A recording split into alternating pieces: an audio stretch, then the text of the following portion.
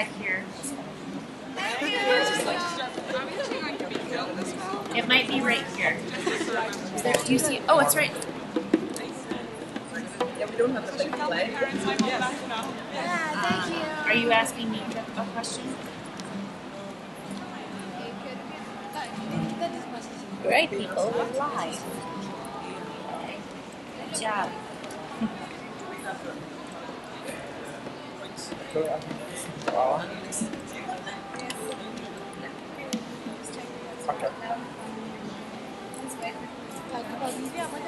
Romano sama itu Zaberlan.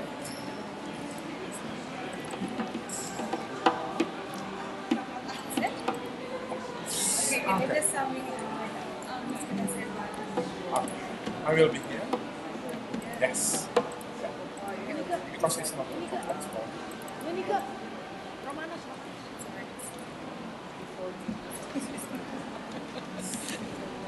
A little bit before noon, I guess. Can we try Romanos? Gerardo, Romanos. Thank you.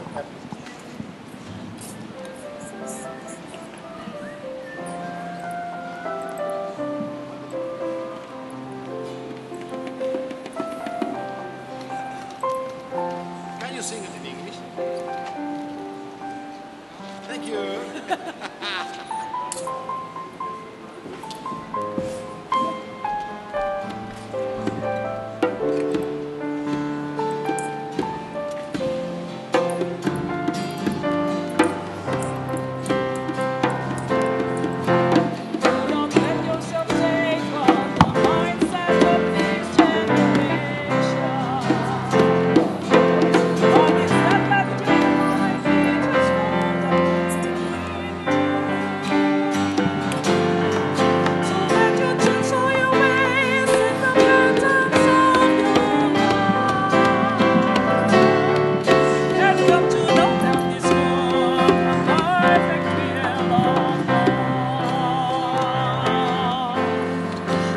Let yourself take on the mindset of this generation,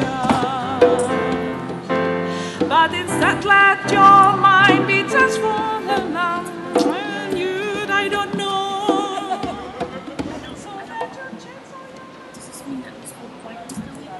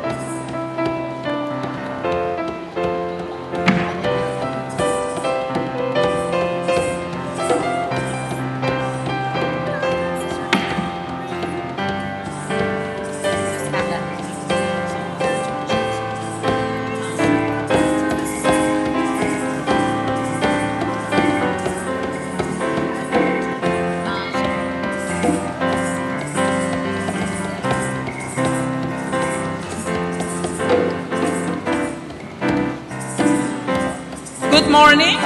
Bonjour. Buenos días. Guten Morgen. Selamat pagi. Karibu.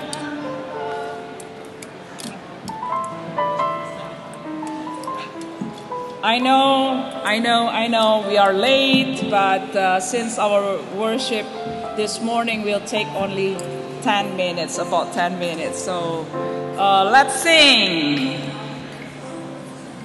Page 82, please. 82.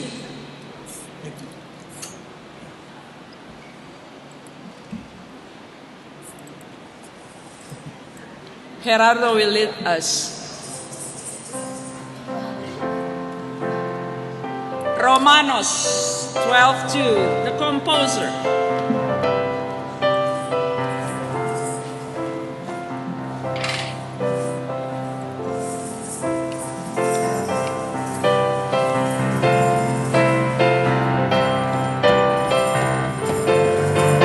We're going to step on the mindset of this generation.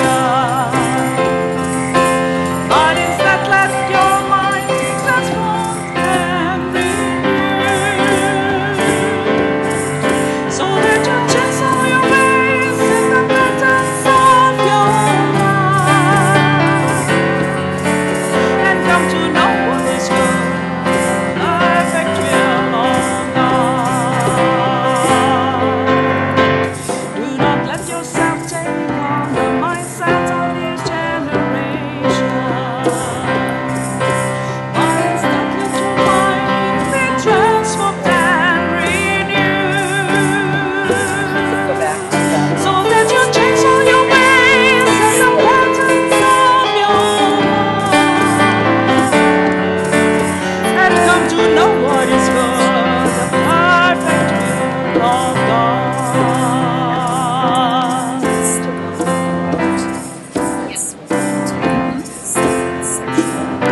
Let's sing again. We practice.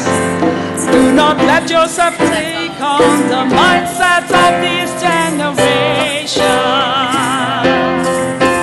but instead let your mind be transformed and renewed,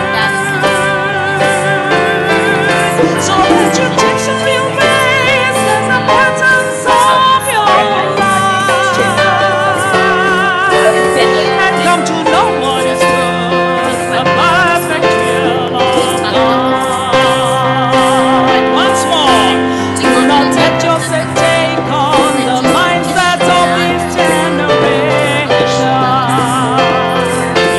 but instead let your mind be transformed and renewed, so that you change all your ways and the patterns of your life, and come to know what is good, the perfect will of God.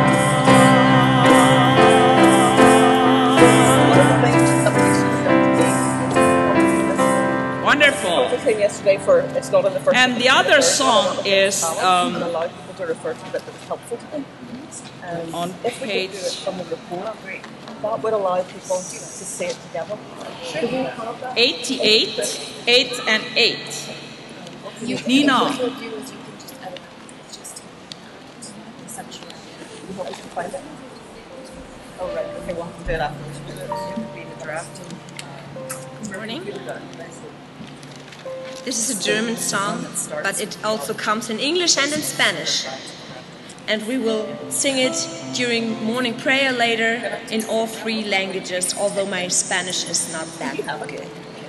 It's on 2 pages. It's from. You have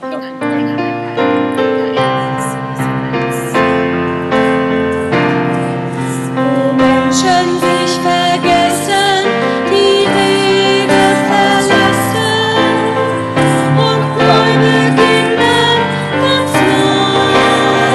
Verlieren sich Himmel und Erde, das Wasser werde unter uns. Verlieren sich Himmel und Erde, das Frieden werde uns.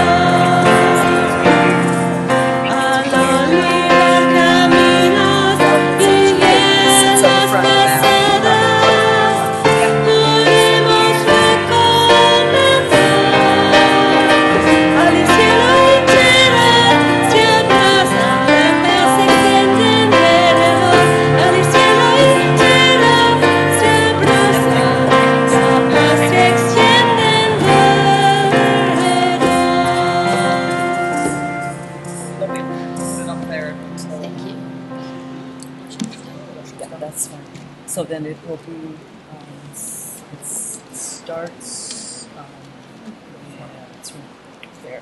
Let us take a moment of silence and prepare our hearts and minds to worship God. Yeah.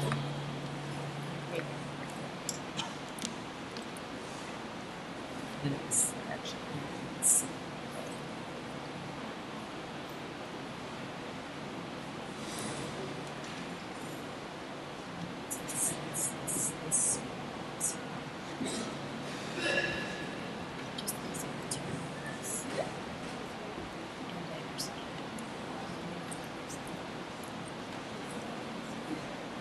To leave it here.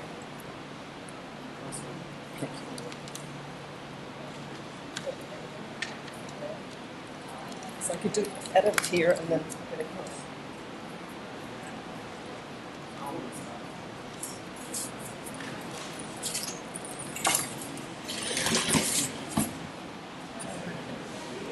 Okay, I'm going to take off this here. Essential food.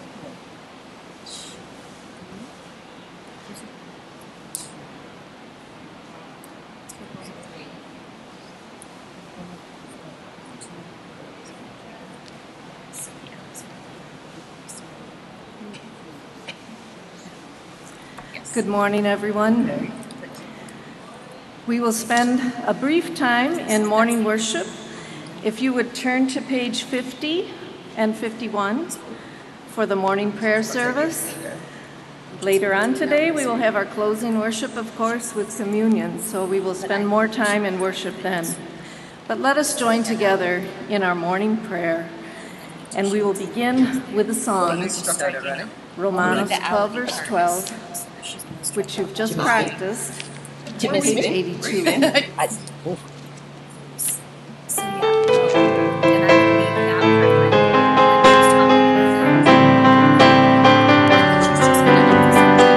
Please stand. it's actually Do not let yourself take on the mindset of this generation, but instead let your mind be transformed and renewed. So that you realize the patterns of your life and come to know what is God's perfect will of God. Do not let yourself take on the mindset of this generation, but instead let your mind be transformed and renewed. So that you transform your ways and the patterns of your life and come to know what is good, the perfect will of God. Once more. Do not let them take on the mindset of this generation, but instead let your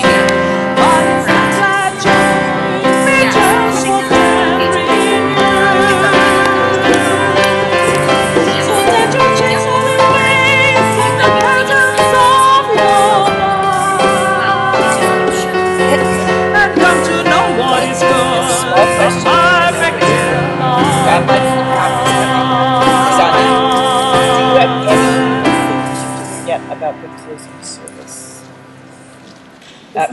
In particular, whether anybody's expecting this service. And now let us say together the words from Psalm 9. He's in charge of worship. He's our go-to man for communications with worship.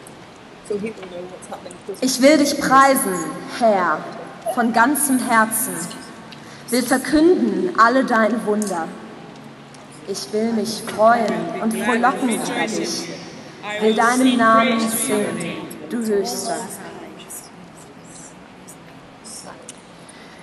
Ante ti, mis enemigos huyen, ruedan por el suelo y perecen.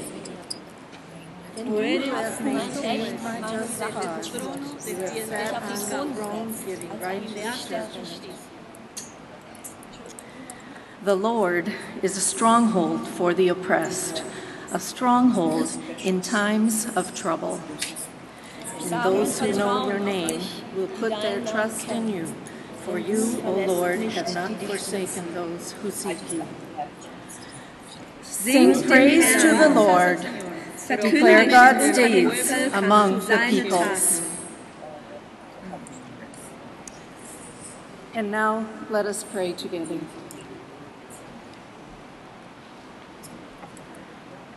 Gott, wir danken dir von ganzem Herzen für den neuen Tag, den du für uns gemacht hast. Für die Tage, die hinter uns liegen, für die Tage, die noch kommen.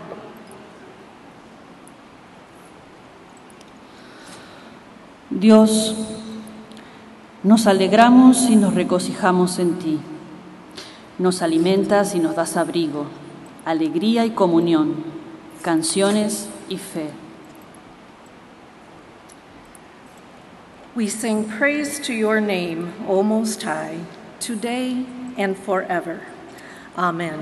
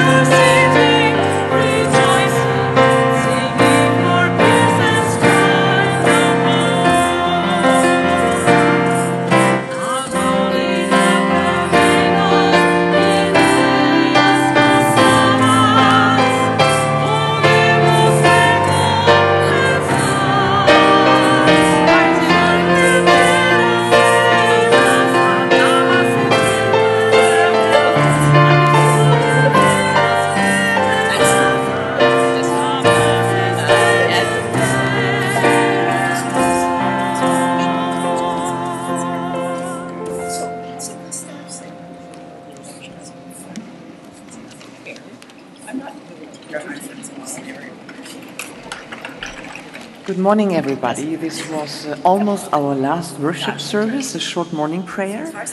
And this was just to wake you up. I know we are all very tired.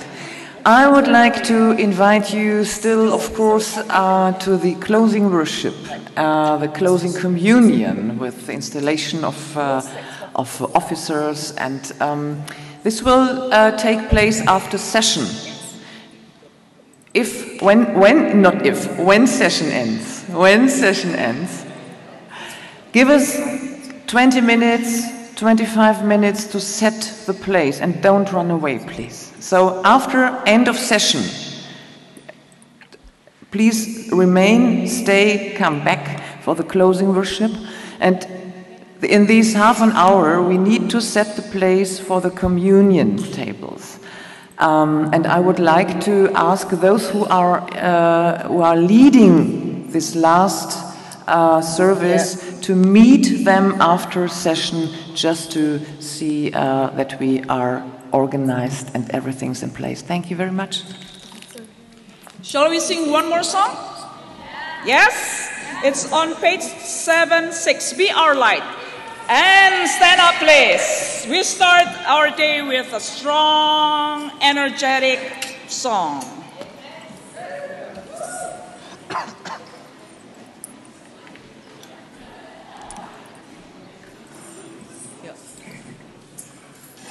Okay, so you've got the treasure.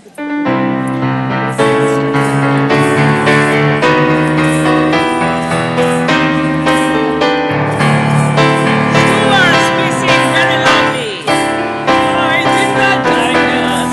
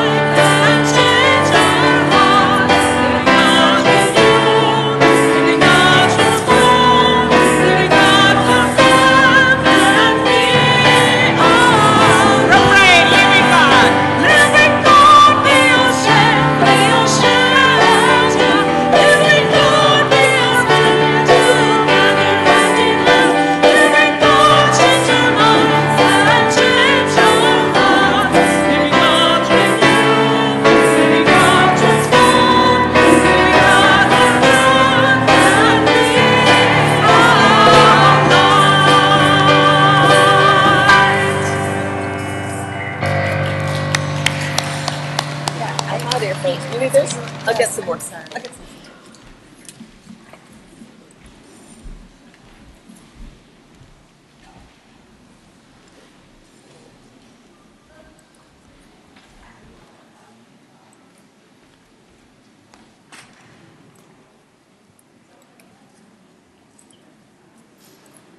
Picked up what's that are sitting there. I hope the battery doesn't die.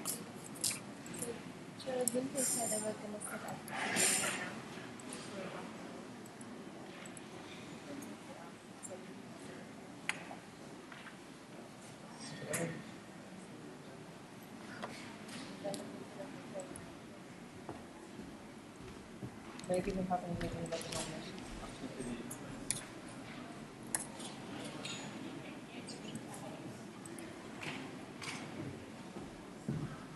Just be prepared to change the time.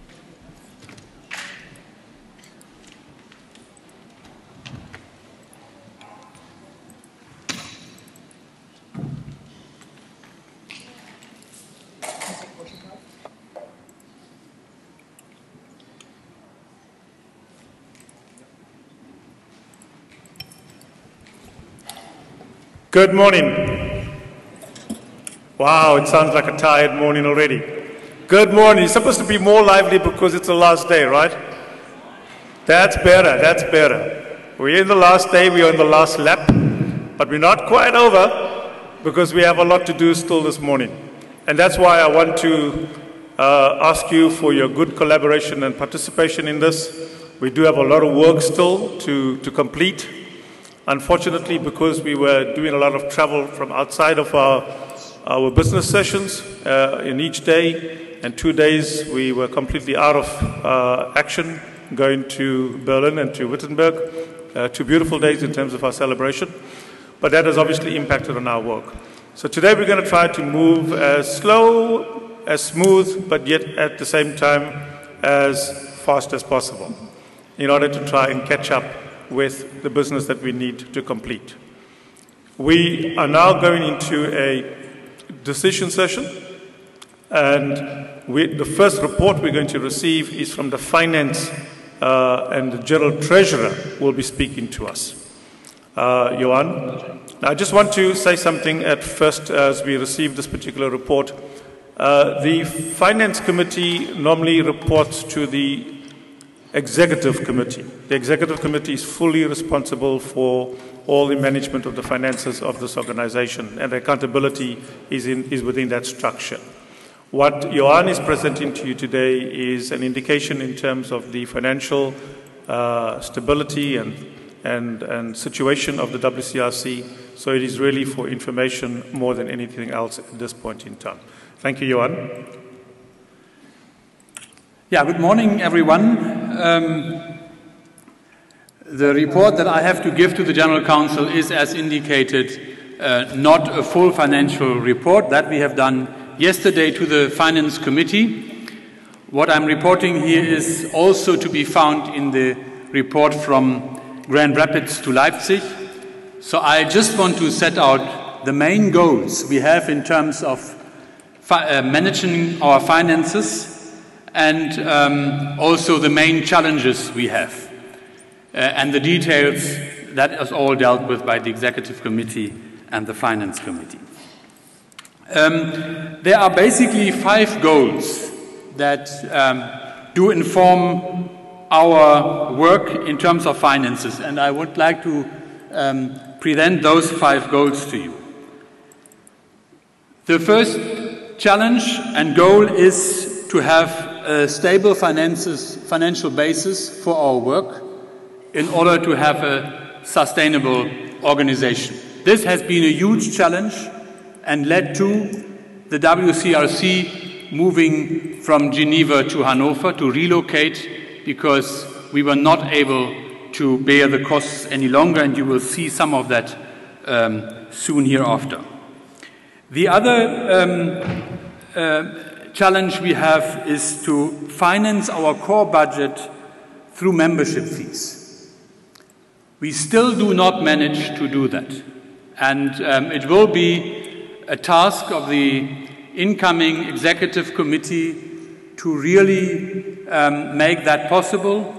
we also have, we do not all contribute to our ability. We need to seek more membership contributions specifically from Asia, and we believe that is possible, so we will have to do some work on this so that all members contribute as they can. Then, as far as our program work is concerned, we will also in future have project work. So we do, through our projects, we do fundraising for the program work. That has always been done in the past, and that will continue, and I think we are doing well.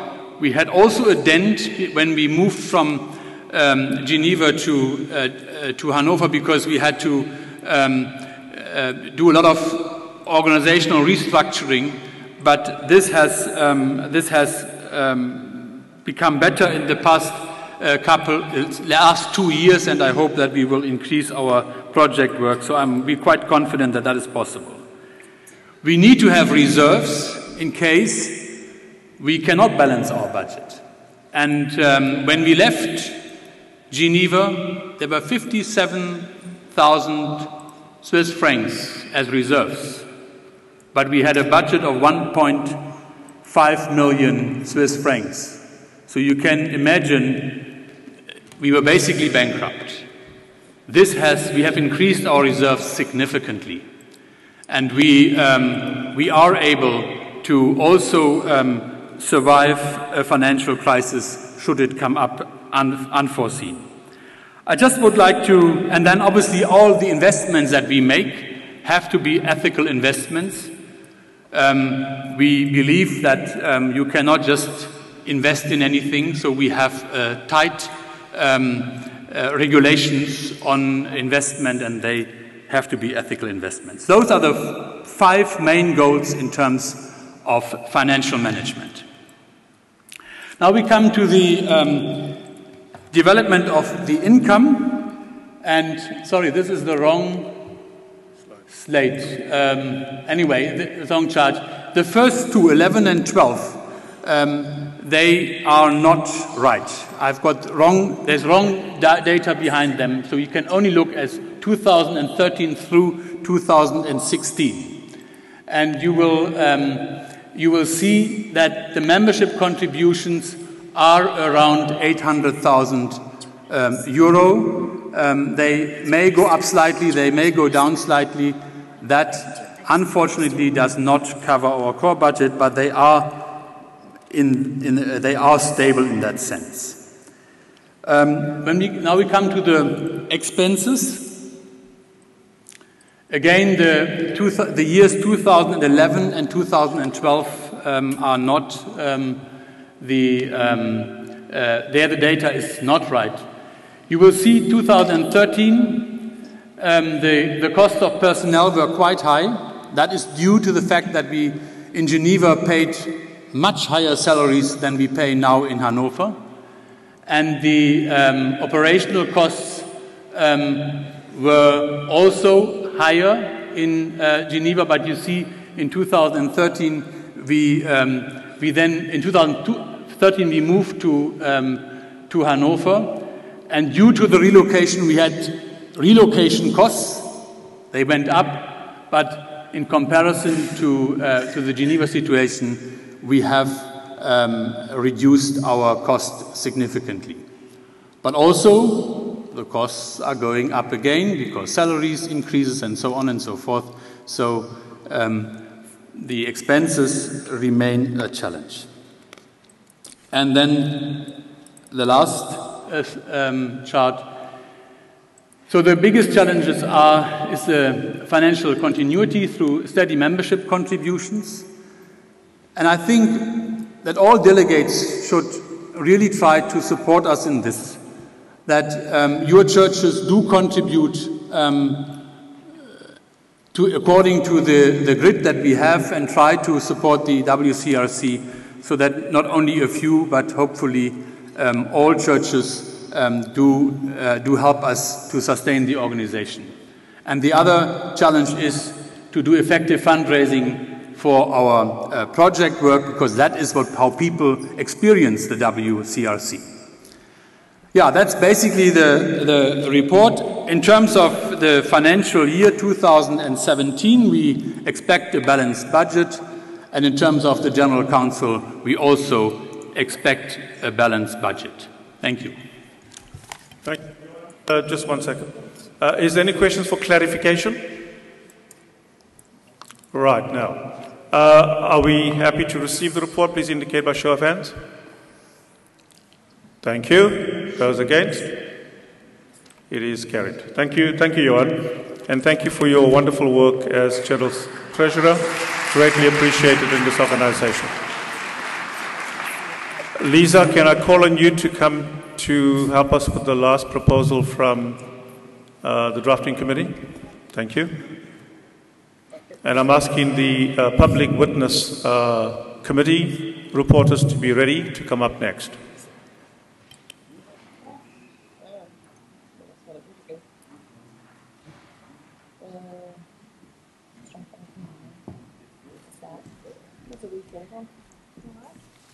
Good morning. Do we need to put it up here? I want to call your attention back to the Strengthening Communion report, and we still have to finish with proposal number 3, and hopefully that will now be before you to see what we will be recommending. A subset of the drafting team has met and have decided this is the best way to go in consultation with the Strengthening Communion planning team. Can that be placed on the screen, please? Can you put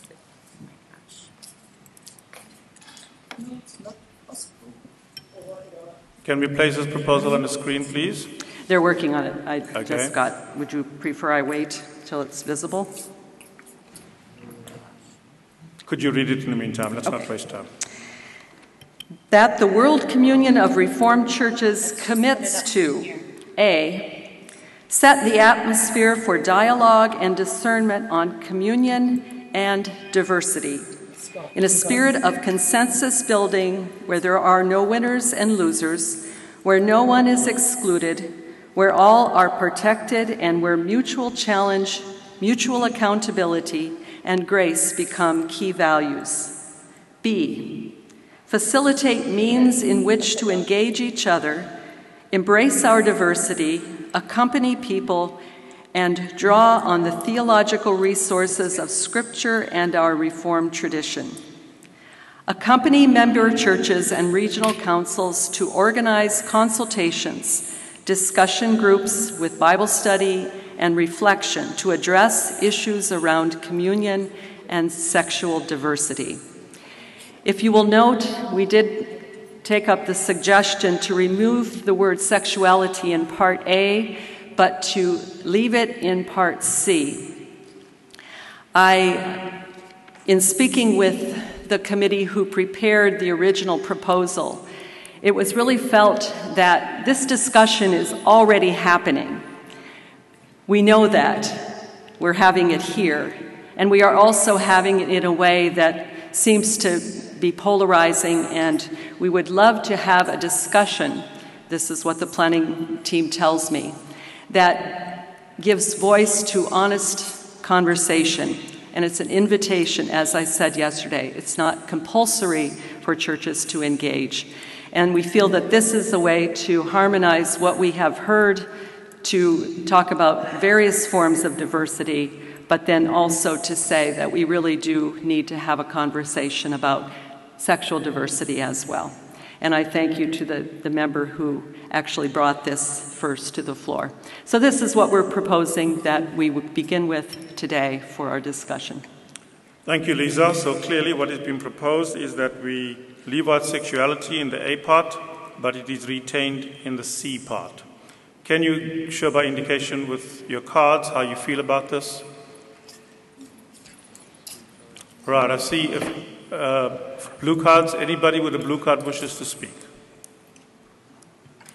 Please get to the microphone. Microphone number 2. Good morning, sir. Please, I still want to remind us of what one of us said yesterday. Whether we remove that sexuality, we are still postponing an evil day. If that language is not very correct, forgive me. But that we want to have adequate knowledge of what this sexuality means. If you are a teacher, you teach a student, you expect evaluation from the children. And you cannot evaluate when you've not given the children adequate knowledge. Some of us may not be very familiar with what we really mean. And then diversity, we have to specify what type of diversity. I still have, one of us had said, made a pressing demand, and that demand is we should get the understanding of what we really mean. Some of us may not be that familiar. Personally, I have the problem again with winners and losers. And we had talked about sola scriptura. Where do we place the sola scriptura in matters like this? This is where my problem is. Are there not issues that we would really look at the scriptures critically and take a position of the scriptures? Yesterday I talked of liberal Christianity. I may be wrong too. So what does the Bible say? We love sinners, but we hate sin. If it were in the time of Jesus, Martin Luther and the rest, what would they have done? I was a witness to that witness of unity. 500 years, something that caused division, and they talk of doctrine of justification. And if we are not careful again, in our time, after 500 years, this is another chapter that we are going to open for division. Thank you very much. Point of concern. Yes, okay. Yeah. Thomas Hennefeld, Reformed Church of Austria. I'm a delegate. Ich verstehe die Bedenken mancher Geschwister, aber wir haben jetzt unsere Argumente. Could we just get interpreters? Sorry, I speak in German. I'm sorry. Okay, ich verstehe die Bedenken, die manche Geschwister noch immer haben, auch mit dieser Erklärung.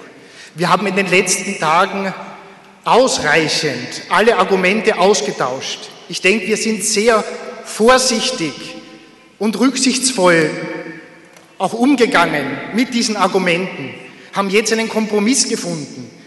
Ich sehe keine neuen Argumente mehr und die Zeit wird knapp für sehr wichtige Themen, was öffentliche Angelegenheiten betrifft. Und daher bitte ich den Präsidenten, diese Debatte zu beenden. Dankeschön.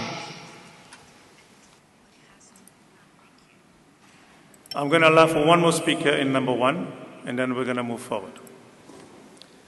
I'm Stanley Nelson, delegate from Christian Reformed Church of Sri Lanka. I speak in English. It's a point of concern, Mr. Moderator, regarding B. My concern is that deleting to utilize our critical reading of Scripture is losing the purpose, I think. As far as I understand, the Reformed tradition is most of the times use the Scripture for proving the doctrine. So retaining to utilize our critical reading of Scripture will serve the purpose. Okay, that wasn't the point of concern. If I may, okay, on that particular point, we did have several groups who questioned that phrase because they felt it would not be widely understood among those who are not critical scholars. And so that was the reason why we tried to harmonize what we heard into that draw on the theological resources of Scripture and our Reformed tradition. That was the reason that that was removed, just as explanation. I'm just trying to explain the reason why. All right, the there was team sufficient information from groups that actually should be deleted. So that is what the drafting convener is saying to us. I want us to go back to the proposal before us. I want to test it again, saying simply that we take out sexuality in the first part of A and then leave it in point C. How do you feel about this? Please indicate with your cards.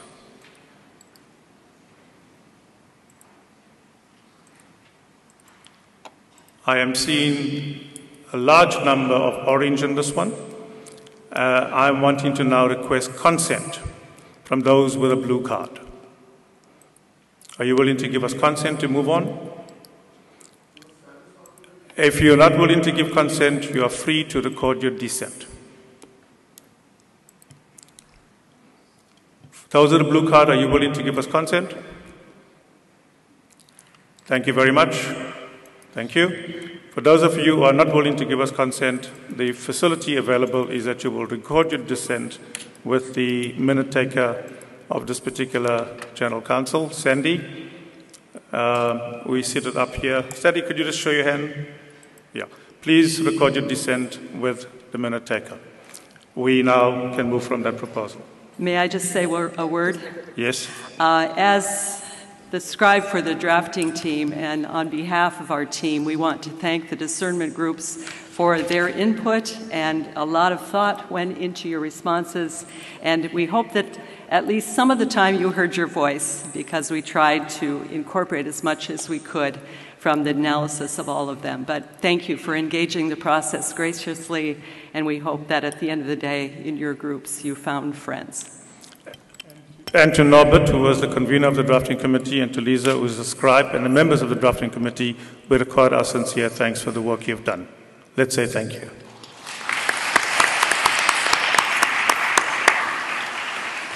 We move now to the public witness proposals.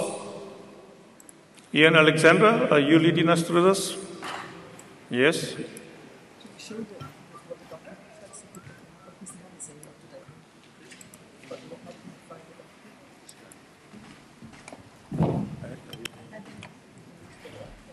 Is the documents being circulated, stewards? Is that the documents you have in your possession there? Please see that they are distributed now. I'll give you a moment for that. Can we have them on the table as well? They can't see anything if it's so small. No, but you just need to see what it looks like. 2 minutes or what?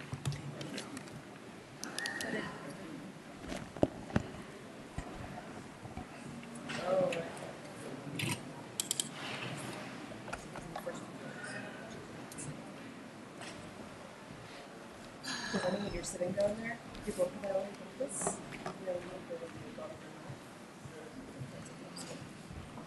There's our copies. She's just first part needs to be on the table. Then Okay, so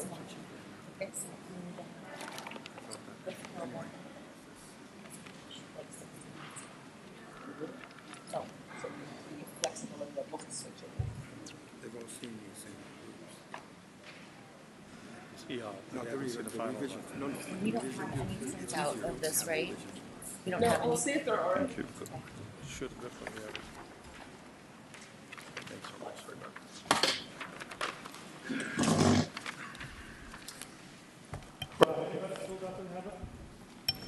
Anybody still needs it? I see somebody in the front table here.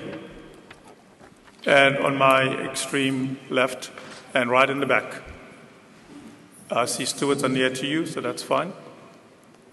Okay, I think, Ian, let's proceed with this. Good morning. I'm sorry you don't have the soft, dulcet tones of the southern United States, and instead you've got this difficult to understand Scot to lead. Thank you to the Scots. We are delighted to have had the engagement last night with the drafting committee in the aftermath of the discernment groups, and we're grateful to everyone for the input that they've put in. And you'll see coming up on the screen now the proposed changes that we've made to each section of our report in light of the feedback that we received from you last night. And so if we just start at the beginning and go through number 1, migration, human trafficking and refugees, you'll see there's little correction to the text, but in the proposal section, you'll see that there's been an extra point added in number 2.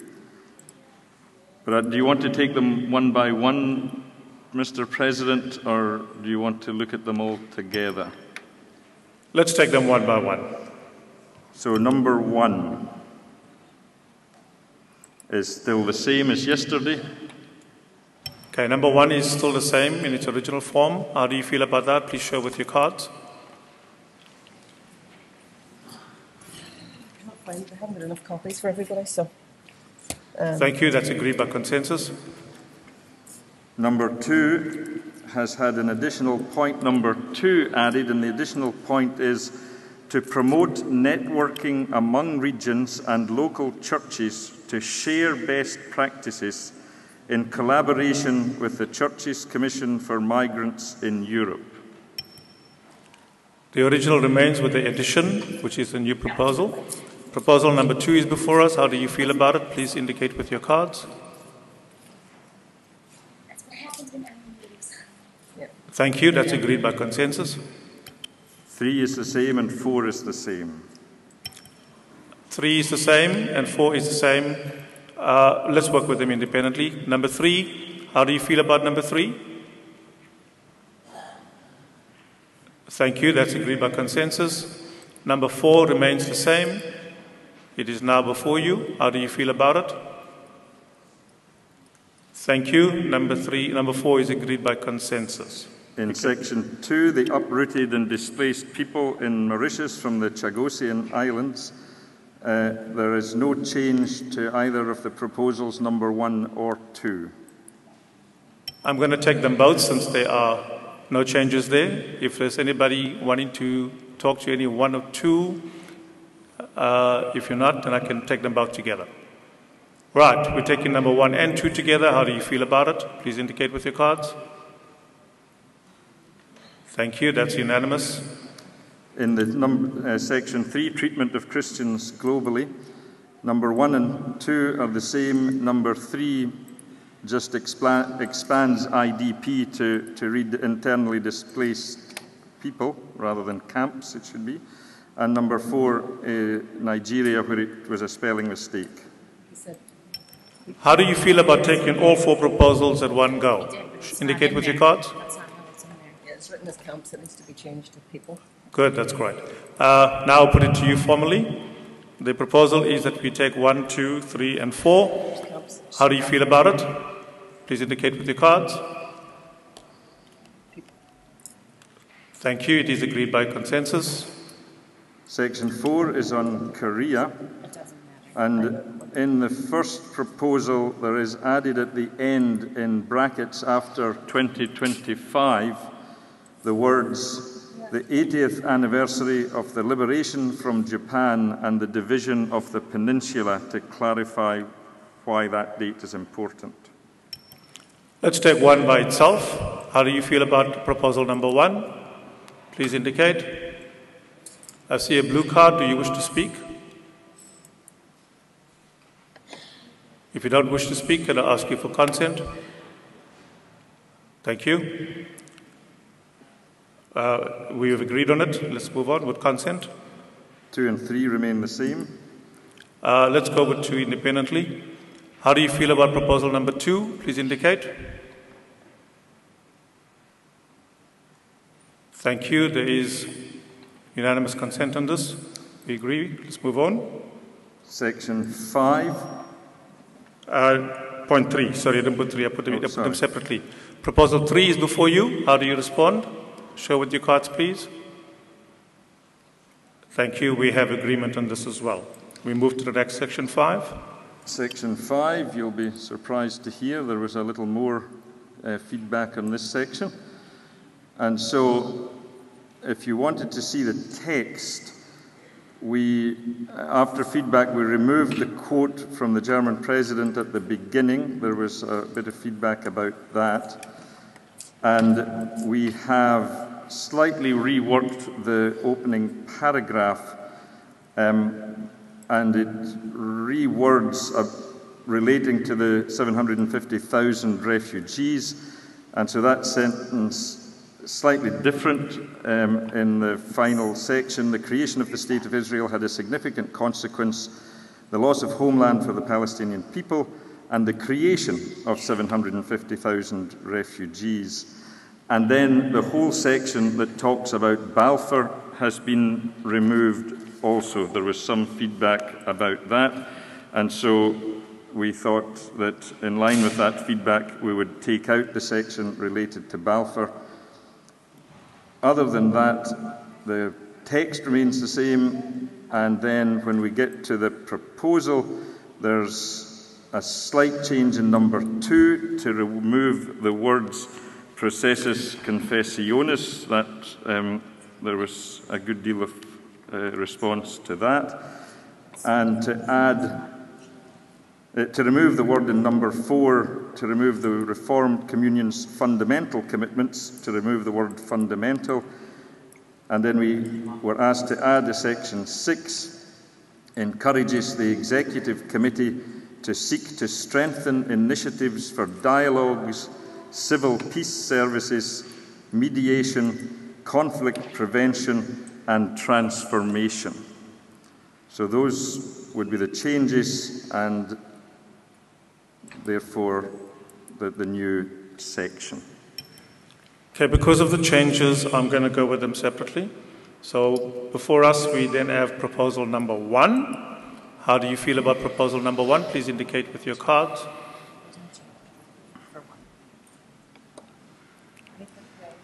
Thank you. We have consensus for proposal number 1. Proposal number 2.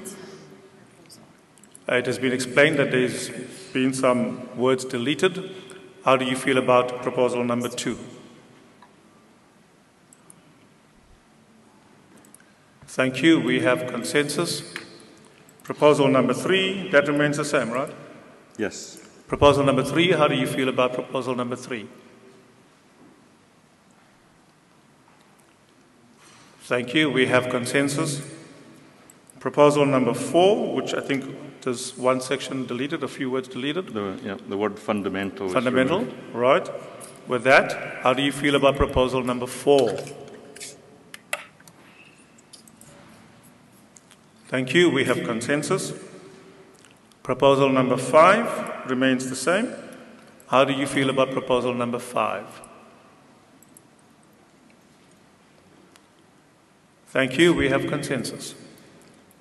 A new proposal number 6 has been read to you. How do you feel about proposal number 6? Thank you. We have consensus.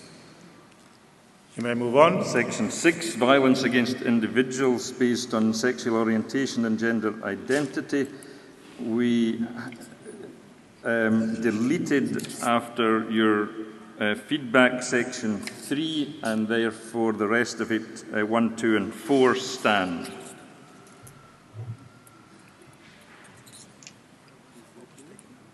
Section point 3.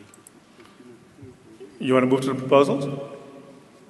You move into the proposals? Yes. Right. So the proposal 1, 2, and 4 with number 3 deleted.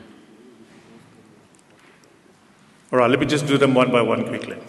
Proposal number 1 is before you. How do you feel about that? Please indicate with your cards. Thank you. We have consensus on that. Proposal number 2 is before you. How do you feel about that? Thank you. That's by consensus. Agreed. Proposal number 3 is deleted.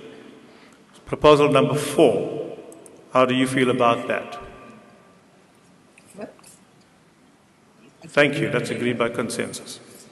Section 7, Indigenous peoples. In the narrative, in the second paragraph, there after some negotiation between different groups, we added the sentence, because we'd mentioned Canada and Taiwan, we say, in Australia, a commission is being sought to supervise a process of agreement making between governments and First Nations and truth-telling about their history.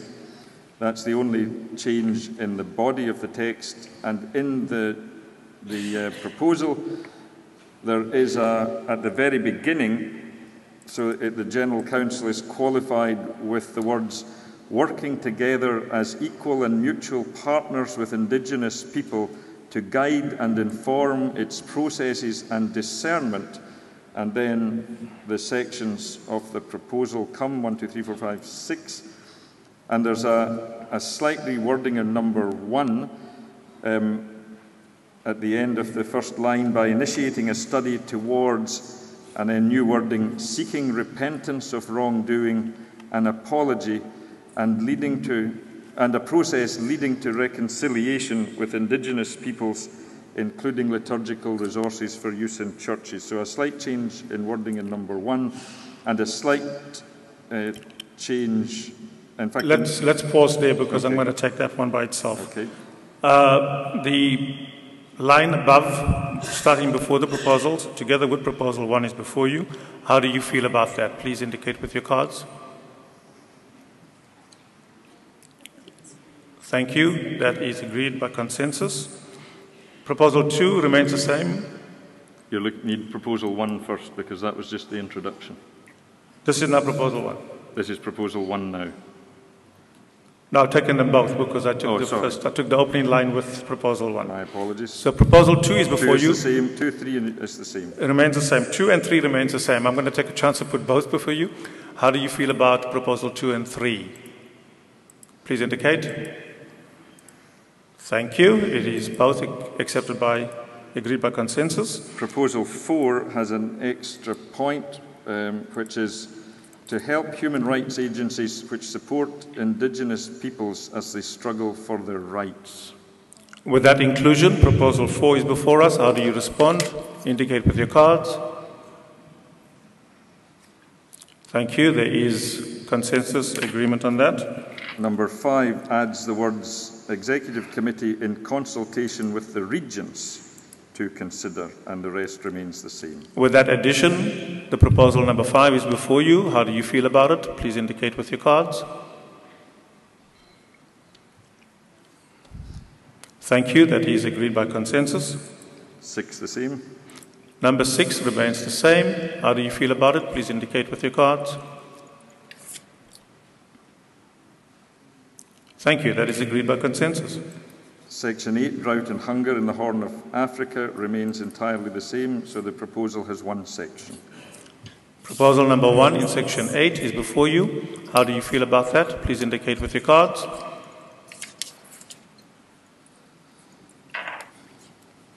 Thank you. That is agreed by consensus. Number 9, Cuba. The 4 decades should be 5 decades. Other than that, everything is the same, as is the proposal. All right, 5 decades in the text. But proposal number 1 is before you. How do you respond? Please indicate with your cards. There is a speaker on this at microphone number 3. You may speak. Mr. President, it is not concerning number 9. It's actually concerning number 6. So I'm happy to go through with this vote first and finish this piece before speaking. I'm sorry, I couldn't follow what you were saying there. Can you repeat yourself? Okay, so I'll say my concern. I have a point of concern. In Section 6, we did not have any discussion or even a vote on whether or not the body agreed to delete number 3. It was just stated that it was deleted and then moved on.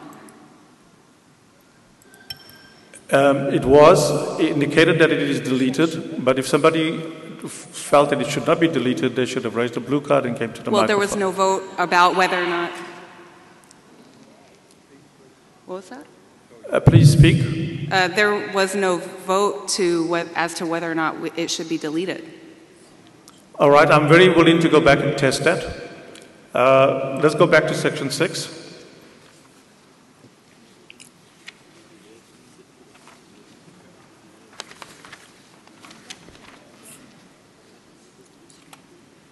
Was that section 6? Yep.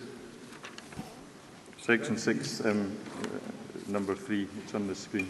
So for right, number 3. So on the screen where it says 3 struck out, that is the clause that's on the floor, is it, Mr. President? Yes. Okay. Commits to speaking about human sexualities rather than using the term human sexuality, recognizing the diversity and continuum of sexual expression. The indication was that that should be deleted. Can I have an indication of how you feel about that? Should that be deleted? I do have some blue cards. People with blue cards, if you wish to speak to that. Yes, you may speak. Number 3. Thank you. I did not introduce myself. My name is Emily McGinley. I am with the Presbyterian Church USA, and I am a delegate. Mainly my concern about this is similar to with the earlier document that we discussed. I think we need to clarify what we mean when we talk about human sexuality or sexual expression, because I think people have a sense that it's only about LGBTQ issues, and I think I understand that to actually be a broader conversation, but this body seems unwilling to even do some deeper understanding to gain some clarity about that. I would ask if maybe one of the writers from the earlier report unpack that a little bit for us so we know exactly what we're talking about.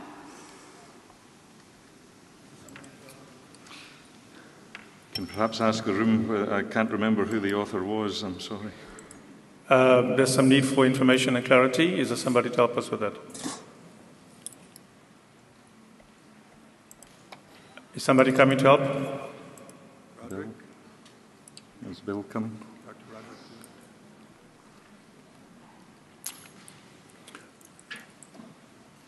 Right, we're actually doing something a little bit different because we were talking about whether we would actually delete this or entertain it.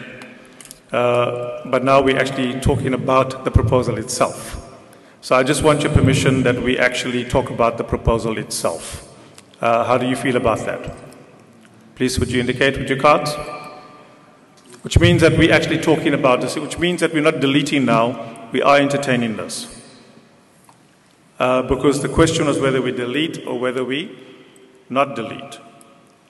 So to speak to the proposal means that we are not deleting it, but we are actually speaking to the proposal. So please give me a clear indication of what you feel that we should be doing. Let's put your cards down at the moment. I want to retest this. Do you think we should delete this? Please indicate with your card. There are still some blue cards. Yeah. Now this is going to be a little bit difficult one to try to get by consensus. I'm going to work with it by procedure, meaning that we're going to have to work by show of hands in terms of how we would deal with this one, because we're not going to be able to get consensus in terms of whether we delete or not. Will that be right? Not? Yeah. Test. Okay. All right. We would need to test this, whether we want to actually use a formal procedure to actually decide whether we delete this or not. Let me see by your cards whether you feel that we should use a formal procedure for this. If you're saying yes, orange card. If you're saying no. Right, we still see some blue cards. This is why you can't use a procedure decision. 2/3. Let's see again. Right, let's see your cards again. I'm advised that we can keep a 2/3 on this one. We have more than a 2/3. We have a 2/3, which means we actually, what was the question I put? What's the proposal? Right, we can now go to a vote on it. We're going to go to a vote on it and then we can speak. I think this is the procedure that we're using at the moment. So we can now go, okay, I'll hear you on number 2. President Bill Thomas, United Church of Canada, speaking in English. I am a delegate. I have the unique position of being one of the original drafters, then working on the drafting committee, and then working on the public witness / drafting committee last night that actually came to this conclusion. Last night I said that I would acquiesce begrudgingly to the removal of number 3 if it would help get this through within this forum. However, I think that the fact that we are having this conversation for the 3rd or 4th time about the 3rd or 4th proposal, simply because we're talking about human sexuality, indicates the necessity of keeping it in. And what we are talking about when we want to move from the idea of human sexuality to human sexualities is a recognition of exactly what the last speaker from the PCUSA was saying. That when we talk about human sexuality, we immediately jump to the conclusion that we are talking about LGBTQ issues. What the term human sexualities strives to achieve is a recognition that in this conversation is heterosexuality. In this conversation is cisgenderism. In this conversation, the broad spectrum is included in the conversation. And all number 3 does is commits us to speaking about. It doesn't mean that we have to commit to anything other than a conversation about human sexualities. And I do not, again, I said this yesterday and I will say it again, I do not understand what the fear of the conversation is. And thank you for the bell, I will be finished in one short second. I don't understand the fear of the conversation. What is it that we cannot talk about? And if we don't talk about it, we are actually participating in the injustice that is continually being delivered upon those people who are interested in the conversation about sexuality. Thank you. Thank you for that information. Now what is before us, and we show by hand. Those in favor of withdrawing proposal number 3, please indicate with your hand. Stewards, I just want you to help us here. Keep your hands up.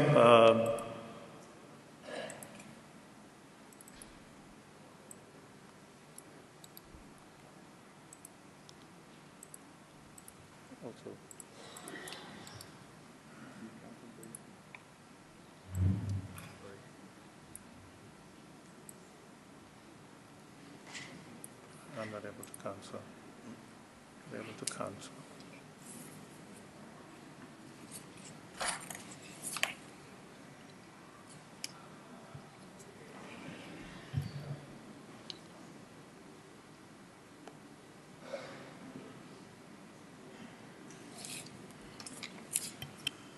I am taking some time on this because it has been questioned whether we have reached majorities or not, and that is why I just want us to make sure that we get the right result.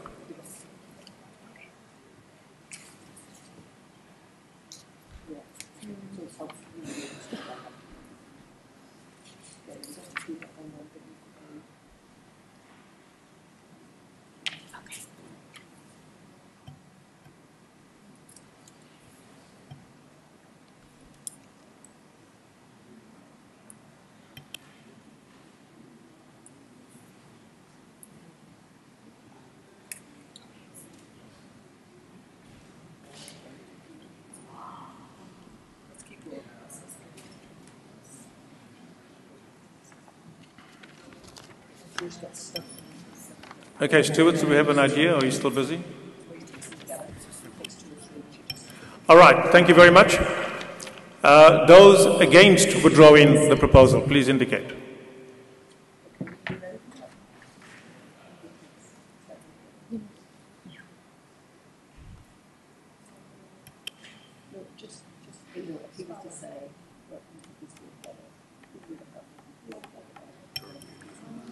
Okay, I think this is very clearly obvious. This is not a requirement for a two-thirds majority. It's a simple majority, and the majority have indicated that they want proposal number 3 to be withdrawn.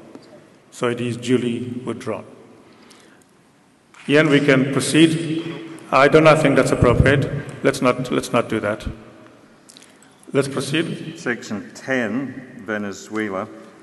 The text at the beginning is significantly changed in the way it's formatted, but the words are nearly the same. They're just in a different order and slightly different emphasis. So it says very much the same thing, but some from South America, Central America wanted us to slightly make the emphases different, so we changed the text a little bit, and then in the proposal sections to add "and IPRAL" into each of the two sections of the proposal.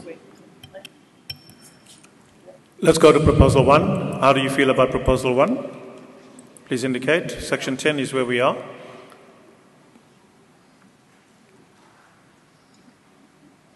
Thank you. We agree by consensus.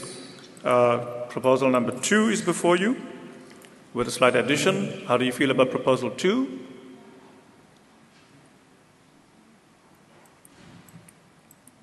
Thank you. It is agreed by consensus.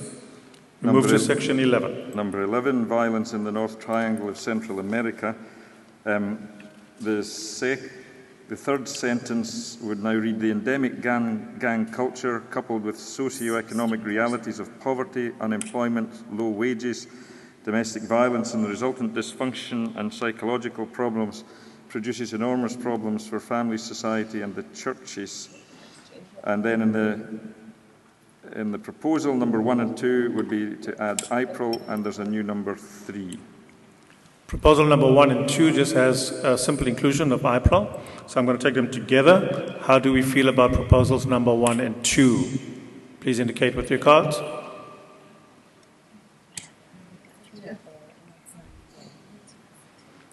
Thank you. This is agreed by consensus. And a new number 3 urges the Executive Committee to work with IPRAL and member churches to make representations to the governments of these countries expressing deep concern about the rampant violence and impunity for those who commit it. A new proposal number 3 is before you. How do you respond to that? Please show by cards.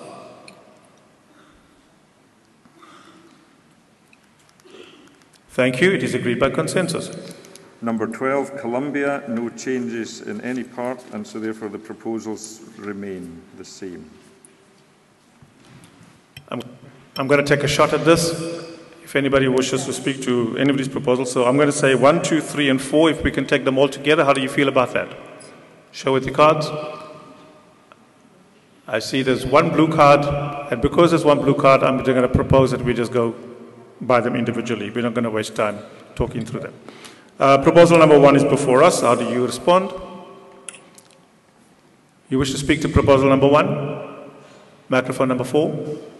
I just have a question. Because you have been adding IPRAL in the other issues, I am wondering what is not IPRAL add here. It is because it's assumed that IPRAL will be part of it, or are you asking that IPRAL is not part of this process? Thank you. What is that? I think speak to it. Was asking about. Could I make a point? The way these are drafted include the way that we would be working in any case because of our convictions about the relationship with the regional councils is that IPRAL would always be included. In these other places, it was included for emphasis. So just to speak to the General Secretary of IPRAL's point of, I don't know the committee's mind in drafting it, but in fact, once we're, as a General Secretary, is instructed to engage in the region, it would always be with the Regional Council. Thank you for that. Proposal number 1 is before us again. How do we feel about it? Please indicate with your cards. I see a blue card. Do you wish to speak?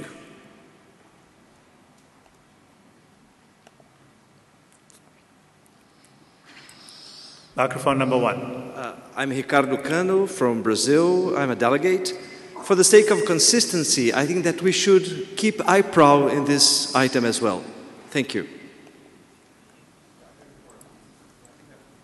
Can we take that as a friendly amendment for a friendly change for consistency? We can, and it's probably my apology that I put it into the others and forgot to put it into these ones, because it should have gone into all the ones coming from South and Central America. Okay, microphone number 2. Johann Wolfsmann, officer. I just want to find out, if we include IPRAL here, does that mean we encourage all member churches and IPRAL, but not all other regional bodies? I don't think you want to say that. But it looks like we now only highlighting one regional body. But this may also be to the concern of other regional bodies. So I think we say more by not including IPRAL here. You're proposing that we leave IPRAL out? Yeah, because it should be to the concern of the entire organization, not just one regional body and the head office, but also the other regional bodies. All right, I want to test that. How do you feel about that we leave IPRAL out there? Please indicate with your cards.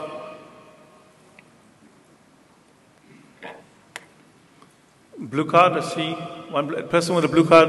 Person speaking, the number 3. Do you want to speak to this? Microphone number 3. Numéro 3.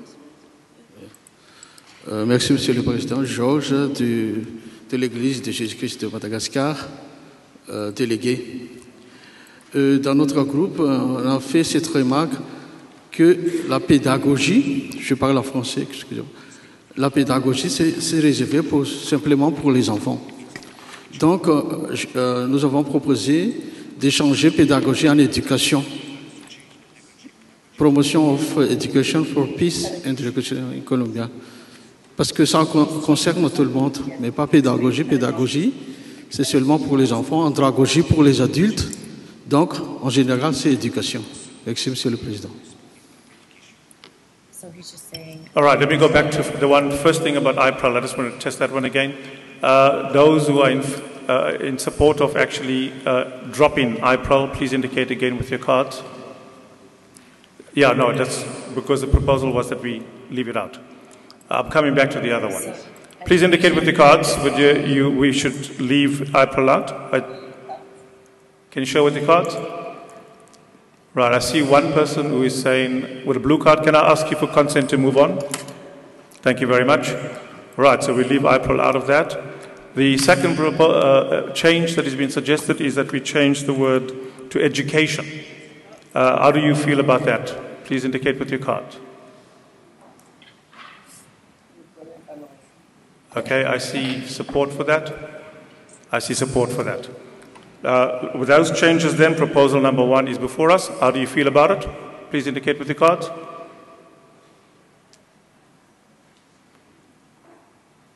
Thank you, it is agreed by consensus. Proposal number 2 is before us. How do you feel about that?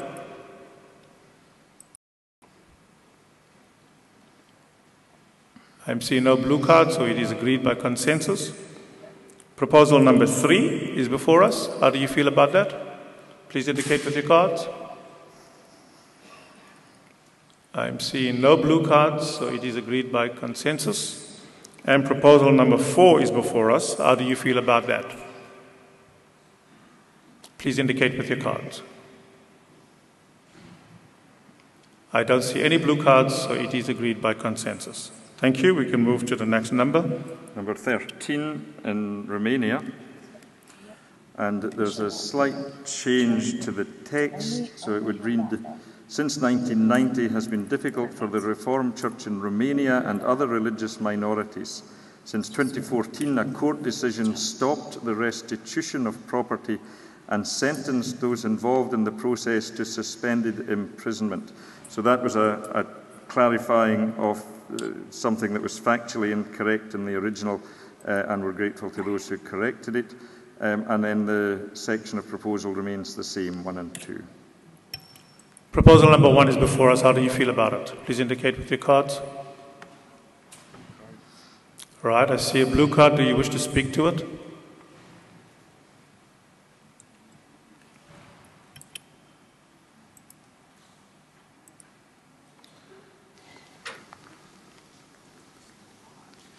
Please speak, number 3.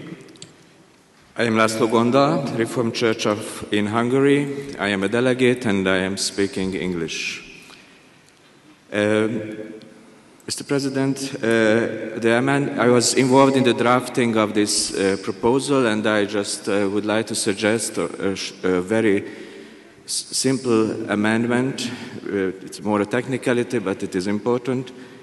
In the sentence where it stands in the introductory text and not in the proposal, so in the introductory text, which was just read by Ian, it stands that since 2014, a court decision stopped the restitution of property. My amendment is that we say that the court decision hinders the restitution of property because that particular court decision didn't formally stop the whole process of restitution, but it was ruling about one particular issue which is felt as a kind of precedent and which influences the whole process of restitution negatively. But formally, the court decision didn't stop the whole process. The amendment is hinders instead of stop. Thank you. Hinders, okay. There's a suggestion to change the text. It is on the screen. How do you feel about that? Thank you. I see consensus for that. Could I suggest has hindered as a better formulation? Okay. That's fine. Thank you. That's an editorial. Now, let's go back to Proposal 1 then. Please indicate how you feel about Proposal 1 with your cards. Thank you. There is consensus. We move then to Proposal number 2. Please indicate how you feel about this proposal. Thank you. There is consensus. I think there's a blue card I see in the back. Do you wish to speak? Oh, no. Okay. It is the orange card, wrong card. It is agreed by consensus. Thank you. We move to the next one. 14, Taiwan. There's an extra number 4 in the proposal, which explores the possibility of a conversation for enhancing mutual understanding between PCT and the China Christian Council. Otherwise, the first 3 remain the same. All right, I'm going to take them one by one. Proposal number 1, how do you feel about it? Please indicate with your cards. Thank you. I see no blue cards. It is agreed by consensus. Proposal number 2, how do you feel about it? Please indicate.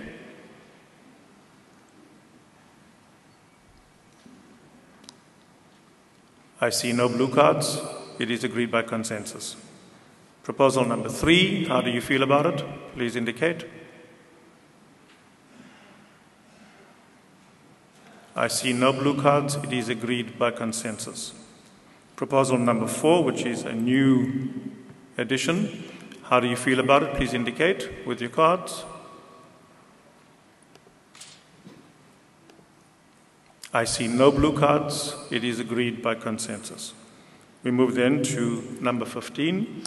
Black Lives Matter. The entire section of the proposal was replaced to reflect the fact that while we had tried to combine the Black Lives Matter concerns with the general concerns that others had brought forward for racialized violence, I think we realized that was confusing the 2 issues, and therefore the original proposals from Black Lives Matter have been put back, and so therefore the whole section of the proposal is back to the very, very, very original, and therefore I bring now the completely different set than you had yesterday. All right, we'll take them one by one because it's completely new. Speaker at number 4.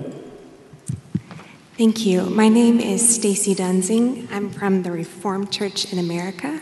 I'm a delegate and I will be speaking in English. I am concerned about the title above all these proposals. that it's just the general counsel. I don't feel like it gives clarity to who is doing these actions that we propose. And I would like further clarity on that. And so I propose the following amendment to that first phrase. Let's listen to the change that you're proposing to strengthen this proposal. Yes. Please go ahead. The General Council instructs the Executive Committee and urges member churches to. There's a suggestion to improve the proposal. How do you feel about that? Show with your cards. There is agreement on that. Thank you. 4. This works well with all of the points grammatically except for number 5. Okay. And so I would make another amendment there to strike out the first part. Urges the Executive Committee to engage with U.S. member churches. Okay, that's an editorial change. How do we feel about that? Is that okay? That we strike out the words urges the Executive Committee because of the consistency in terms of how it is set out. I see agreement for that. Thank you. Thank you for that. So this proposal is before us. How do you wish? Would you wish to take all of these proposals as one omnibus proposal, or would you like to go through them one by one? Would you show those in favor of taking it as a full proposal at one shot or at one go? Please indicate. Oh, that's good. That's good. So let me put it formally before you. There was one blue card. All right. Do you wish to speak with the blue card? I'm not going to go to speak. Let's just rather do it. We don't want to debate on this. Proposal number 1. Before us. How do you feel about it? Thank you. It's agreed by consensus. Proposal number 2. How do you feel about it? Thank you. It is agreed by consensus. Proposal number 3. How do you feel about it? Thank you. It is agreed by consensus. Proposal number 4. How do you feel about it?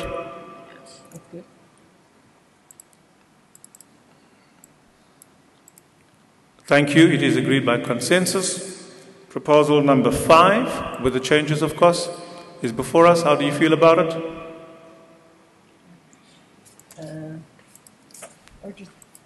It is agreed by consensus. Thank you. We move on to number 16. Accompaniment of African churches in mission remains unchanged, and therefore proposal 1 and 2 is the same. Proposal number 1 is before us in section 16. How do you feel about it? Please indicate with your cards. Thank you. It is agreed by consensus. If there's a blue card, do you wish to speak? Please go to microphone number 3.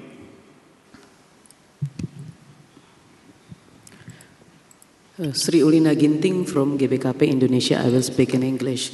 In our discernment group yesterday, we are deleting that African and black theology of liberations because I don't think that's appropriate, that it was like not ethical using black theology of liberation in there.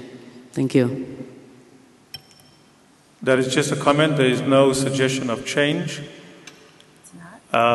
Would you give us permission to move on? Let me just test that. How do you feel about that? But there's no suggestion for change. I'm putting the proposal again before you. Proposal number 1. Please indicate with your cards.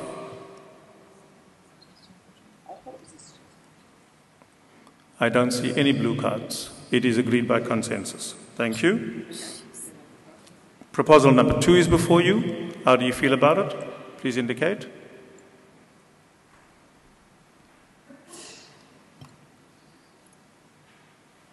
Is there a blue card there? No. Then I don't see a blue card. It is agreed by consensus. Thank you. Number 17. Kenya general election.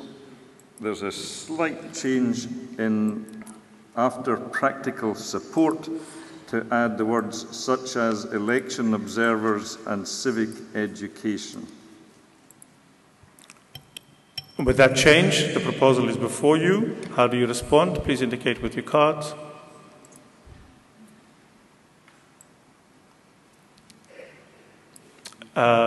Speak in microphone number 4 if you wish to speak.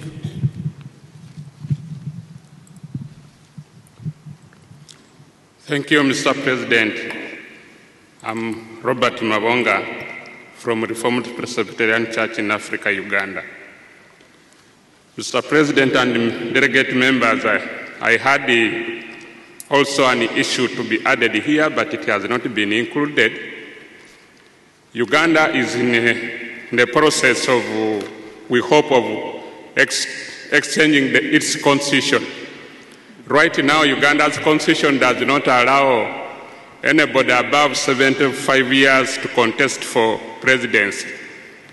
Mr. President, I wanted to also, this is as a prayer request, we have a belief that our parliamentarians can be bribed so that they can change the constitution, which can result for violence and instability in the country. I also want the statement to be added here as the intercessors go to pray for Uganda, for Kenya, Uganda also be included. Thank you. I want to rest. Ian, you'll make notes of that, and I'll just ask you to help us with that. Microphone number 2. Thank you, Mr. President. My name is Robert Waihenya from Kenya, the Presbyterian Church of East Africa. We wish to register our appreciation to the committee in recognizing the issue touching on the Kenyan general election. But we wish to make some recommendations so that we can amend the phrasing of that statement. So we are proposing that we delete the second part, that Kenya is at risk of repeating that violence, and the link therein. And therefore, our proposal, Mr. President, is that we have it read, Kenya is preparing to hold a general election in August 2017. During the 2007 general election, there was a pre- and post-election violence in which 1,133 died and nearly 600,000 were displaced from their homes. A lot has been done by the church. A lot has been done and is being done by the church and the civil society and the government to ensure that there is credible elections free of violence this time. I repeat. I'm hoping the people on the screen are able to capture this for us. I repeat. Kenya is preparing to hold a general election in August 2017. During the 2007 general election, there was pre- and post-election violence in which 1,133 died and nearly 600,000 were displaced from their homes. A lot has been done and is being done by the church and the civil society and the government to ensure that there is credible election free of violence.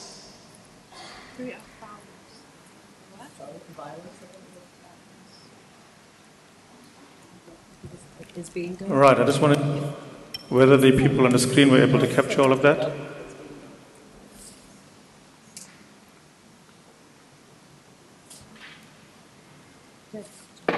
Right, basically the addition is that after the end of the text, a lot has been done and been done by the church and government to ensure credible elections free of violence. Certainly. All right, that is the addition to this proposal. How do we feel about that? Please indicate about your feeling about the additional parts to that. Right, I see somebody wanting to speak, and microphone number 3. Mr. President, we had a second. Are you not finished? I had not finished, Mr. President. So, for the proposal, appeals to all churches and ecumenical bodies to take the important law of intercession and mobilize individual and corporate prayers and practical support, prayer during and after election for peace. So after practical support, we are adding prayer during and after election for peace.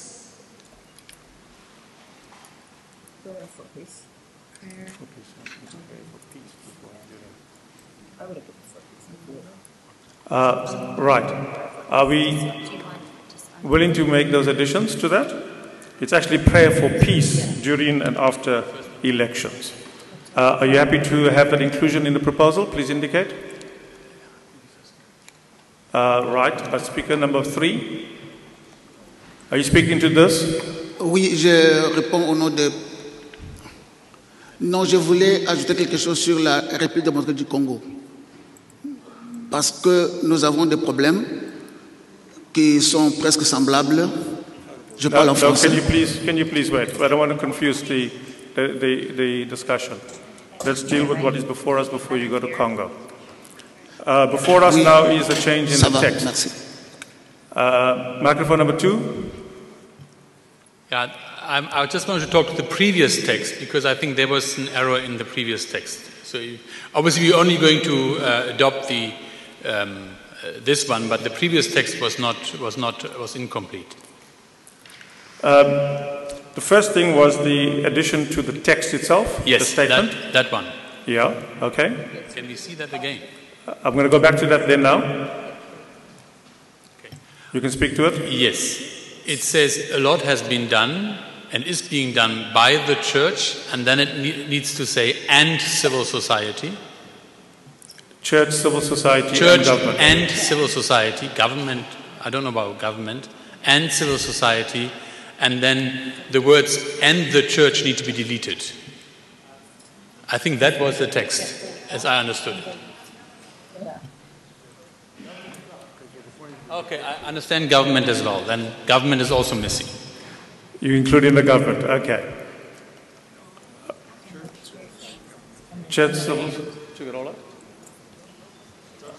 You can't see the screen there. Maybe the speaker there could say church, civil society, and government. Just give the scene number. Just checking with the person that proposed this, that the order you wished it to appear would be to say, and being done by church, civil society, and government. Was that your proposed wording? All right, we'll go with that. How do you feel about the text being changed to read thus? Please indicate with your card. And then just a comma there instead of and. All right, I see agreement for that. We now come then to the proposal. And the proposal has some changes where we include prayer for peace. Praying during and after elections for peace, with that inclusion. How do you feel about that? Please indicate. All right, I see some blue cards if you wish to speak. Microphone number 3, you wanted to speak to this as well. Microphone number 3. Oui. You wanted to include Congo, I thought. Oui, je voulais, parce que oui, je parle du Congo, c'est Pasteur Mpongo. Je suis délégué. Je constate que le numéro 17 conclut la partie de l'Afrique. Kenya n'est pas le seul. La République du Congo, démocratique du Congo, est représentée par une seule personne, moi. Plus de 10 personnes ont été refusées le visa Schengen. Et j'apporte ici la désolation de notre pays. Notre église, c'est une vieille église de 125 ans au centre de la République démocratique du Congo, dans les régions situées entre les deux Kasaï. Notre église traverse la période la plus difficile. avec les événements de tueries et enterrements dans les fosses communes de plus de 4000 personnes. Le chiffre n'est pas exhaustif. Affrontement entre les milices d'un chef coutumier avec l'armée gouvernementale. Cela a amené beaucoup de personnes de fuir leurs villages. Les villages sont dévastés, les gens sont tués, les églises sont brûlées, certaines de nos églises sont fermées. L'insécurité, c'est tous les médias qui en parlent. J'apporte ici le message de désolation, que la communion mondiale se souvienne. Je propose qu'on mette le point numéro 18 sur la République du Congo, parce que la situation de ces gens-là qui sont morts nécessite un accompagnement, nécessite les prières. Ça, c'est le point numéro 1. Le point numéro 2, ce sont les élections. Nous sommes dans le processus électoral. I'm sorry, I'm going to have to stop you at this point. We are dealing with Kenya at this point, and I think we'll have to change the whole section if we have to do something different with Congo.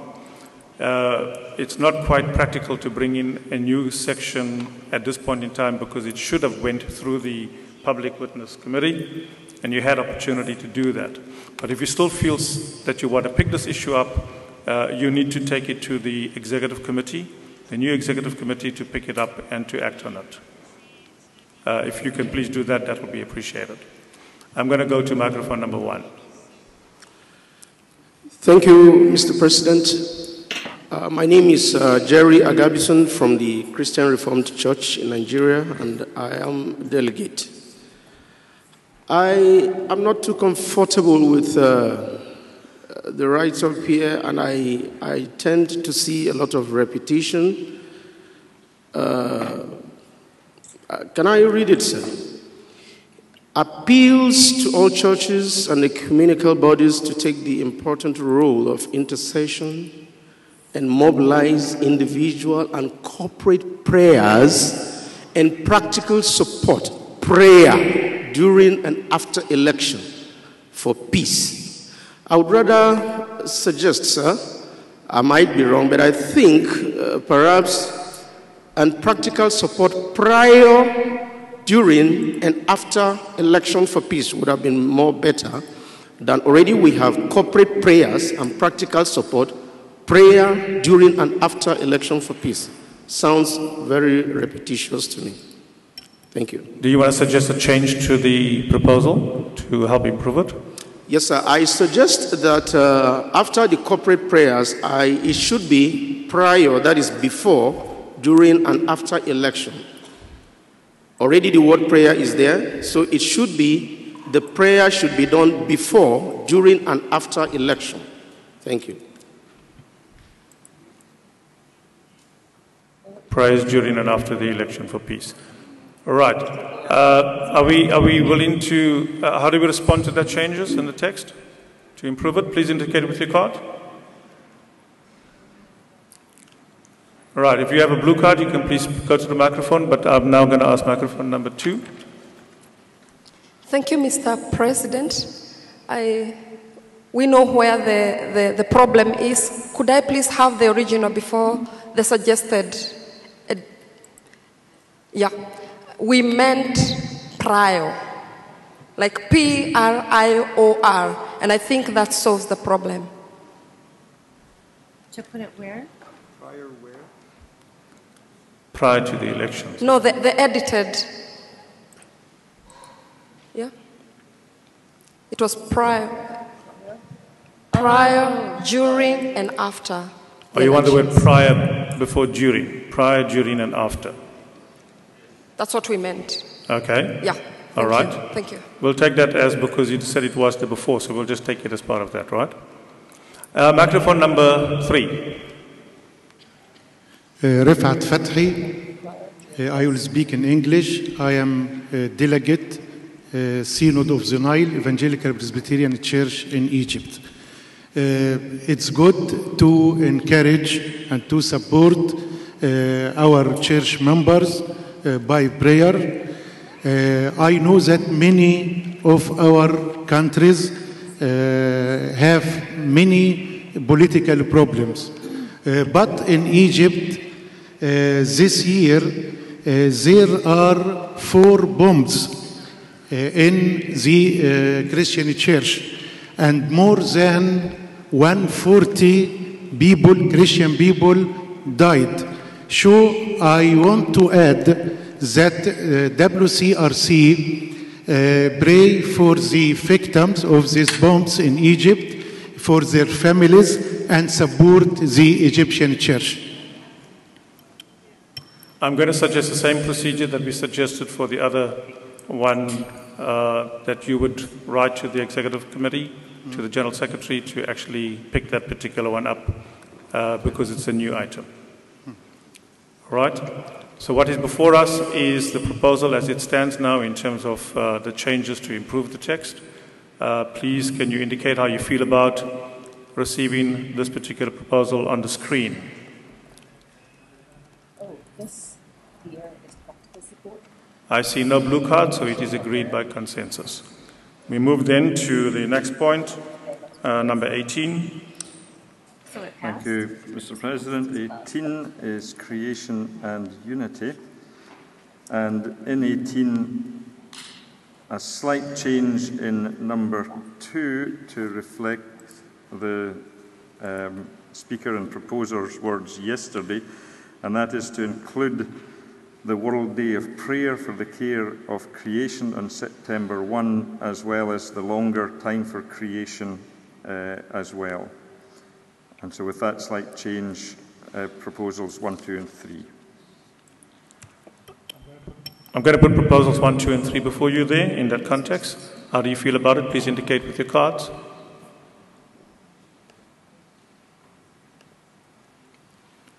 It is agreed by consensus. Thank you. Number 19. Interfaith relations, no change. There is no change in number 19, so I'm going to put proposals number 1 and 2 before you. How do you feel about it? Please indicate with your cards.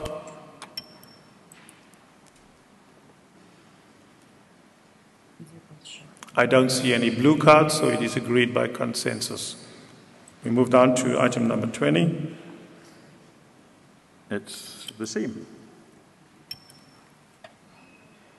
Item number 20, the proposal is before you. Please indicate with your cards how you feel about it.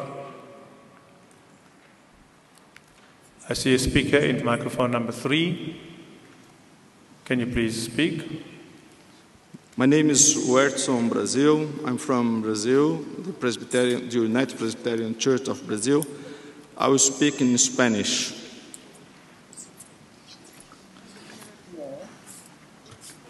Señor Presidente, esto es una cuestión de orden en la Asamblea. Yo sé que cosa votada es cosa resuelta, pero en cuanto, mientras estábamos a discutir las cuestiones de sexualidad humana, la votación sobre los problemas de Cuba, de relación de Cuba y Estados Unidos, ella se dio muy rápida. Entonces, algunos hermanos de Cuba, una hermana levantó su mano, iba a hablar, pero no se dio cuenta y se pasó la votación enseguida.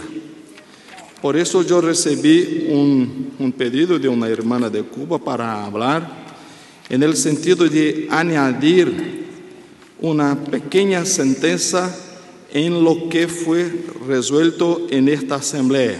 Entonces consulto al señor presidente y por siguiente a la asamblea si es posible que se haga esto ahora.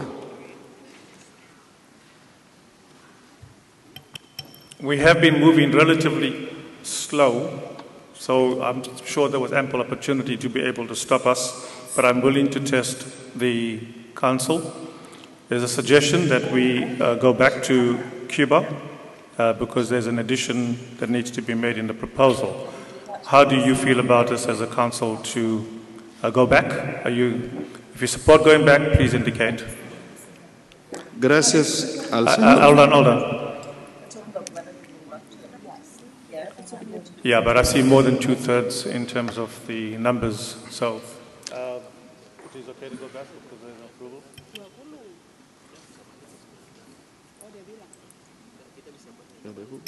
All right, I will allow you to go back.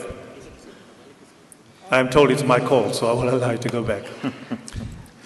Please speak, microphone number 3. Gracias al señor presidente de la Asamblea por la comprensión. Es que la decisión como está solo habla de las relaciones entre gobiernos de Cuba y de los Estados Unidos. La propuesta es que antes de esto la CEMIR solicite que las iglesias de Latinoamérica y Caribe continúen sus esfuerzos de apoyo a Cuba en todas las formas posibles y que sigue esta expresión como está. Es solo una invitación a las iglesias de Latinoamérica y Caribe que ofrezcan, que continúen a ofrecer su apoyo a Cuba en la búsqueda de superar sus dificultades, principalmente en relación al bloque económico de Estados Unidos. I just think I want you to actually give us the actual text, please. Tell us exactly how it is going to read.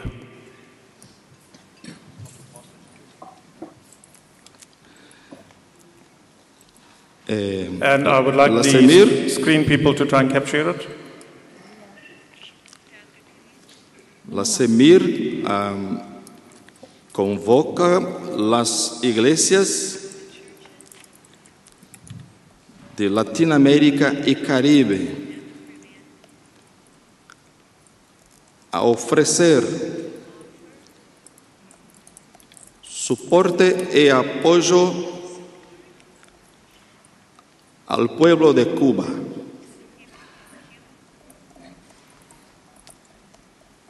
para que pueda superar las dificultades económicas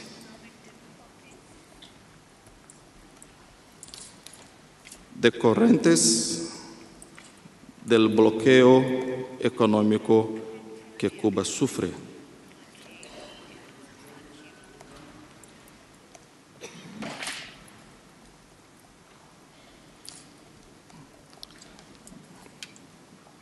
Muchas gracias. All right. Is that on the screen? It is all. Okay, thank you. I have it on my text. I could read it, but it's on the screen, I'm told. It's too small for us to see here.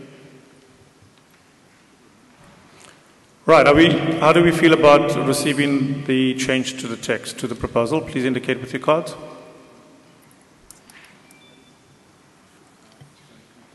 All right. Microphone number 3. Sorry, are you speaking to this? Microphone number 3, are you speaking to this change? No, another issue, Mr. Chair. Okay, then just hang on a sec. That means it is actually agreed upon, so that's fine. We agree by consensus that this be included. Microphone number 3. Thank you, Mr. Chair. I'm Silvana from Indonesia. I'm delegate. I'll be speaking in English. We would like to go back to number 19. We propose to go back to number 19 because... Sorry, 19? Yes. Just hang on a sec, I'm not finished with number 9. Right, we've agreed on this text, so that's completed. Let's then see number 19, okay? Yes. Just give me a second to catch up with you. I'm sorry, before number 19, we have a general comment. You're asking us, sorry, just tell me what you're wanting, because you're asking us to go back, and I will have to seek permission to go back on this one. Yes, okay. We propose an editorial change for number 19. According to our discussion, national discussion, the most important issues of interfaith relations is also religious freedom. So we propose the change of the title from interfaith relations become religious freedom and interfaith relations. And the next change is about sentence number 2. Some churches speak of their difficulties in finding effective ways to witness, etc. Is deleted, changed into ways to live as Christian and express their faith, which are protected by its national constitution. So it's not only about finding effective ways to witness to the Christian faith, but also... Okay, I'm just going to stop you at this point. I just want to seek the Council's indulgence on this. Do you wish to go back to number 19? Please indicate with your cards.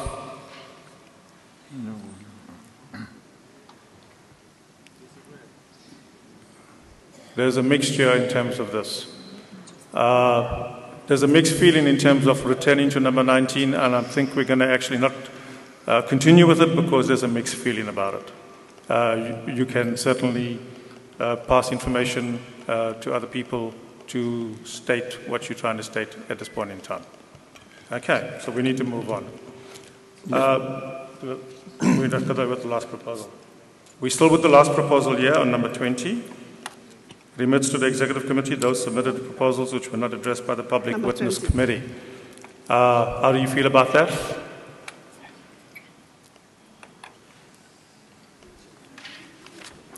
Thank you. Yeah, thank you. Microphone number 3, you still wish to speak? Number 20, Mr. Chair. Number 20? Yes. Okay, please go ahead. Yeah, Indonesian delegate has actually submitted our input on public witness report 2 times, but we don't know what was the problem that our input is not reflected in this new report. So that's why we would like to again bring our input here. So if it is possible, then thank you. Thank you for that point. Ian, can you just explain that? The proposals I have from Indonesia linked to indigenous people, a couple on human trafficking and one on religious tolerance.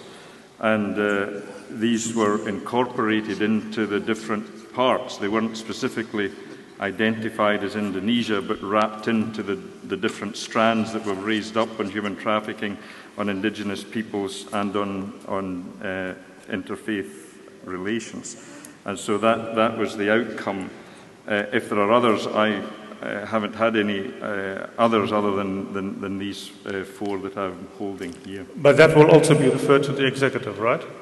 They could be referred to, they are referred, the whole bundle will now go to the executive, and anything that hasn't been reflected here will be for the staff to sift through and work out how to take forward those that are not included.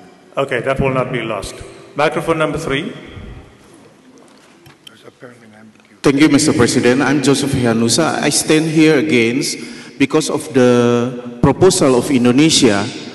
When you talk about the situation in general, the issue in general, it's not problems.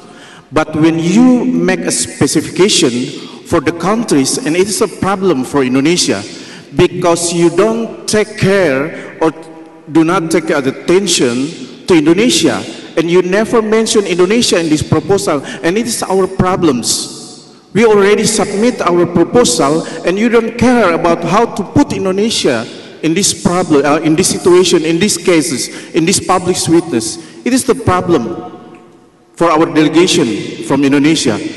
It's the main issue for us. It is equality to give concern to the problems we have in Indonesia. Thank you.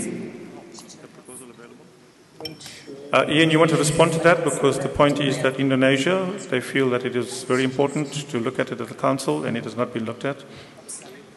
I think he's absolutely right. It would be important, President. The proposals that we had before us in the committee were the proposals that were submitted We invited people to come to hearings. Those who came and gave evidence. We followed up with those who submitted and who spoke, and we've tried to incorporate all the concerns. I don't think there's anything that this Public Witness Committee can do but apologise for the hurt that has been experienced by our brothers and sisters in the delegation from Indonesia, and specifically remit it to the Executive Committee with a recommendation to very seriously look at the recommendations and try to take that forward at the first opportunity.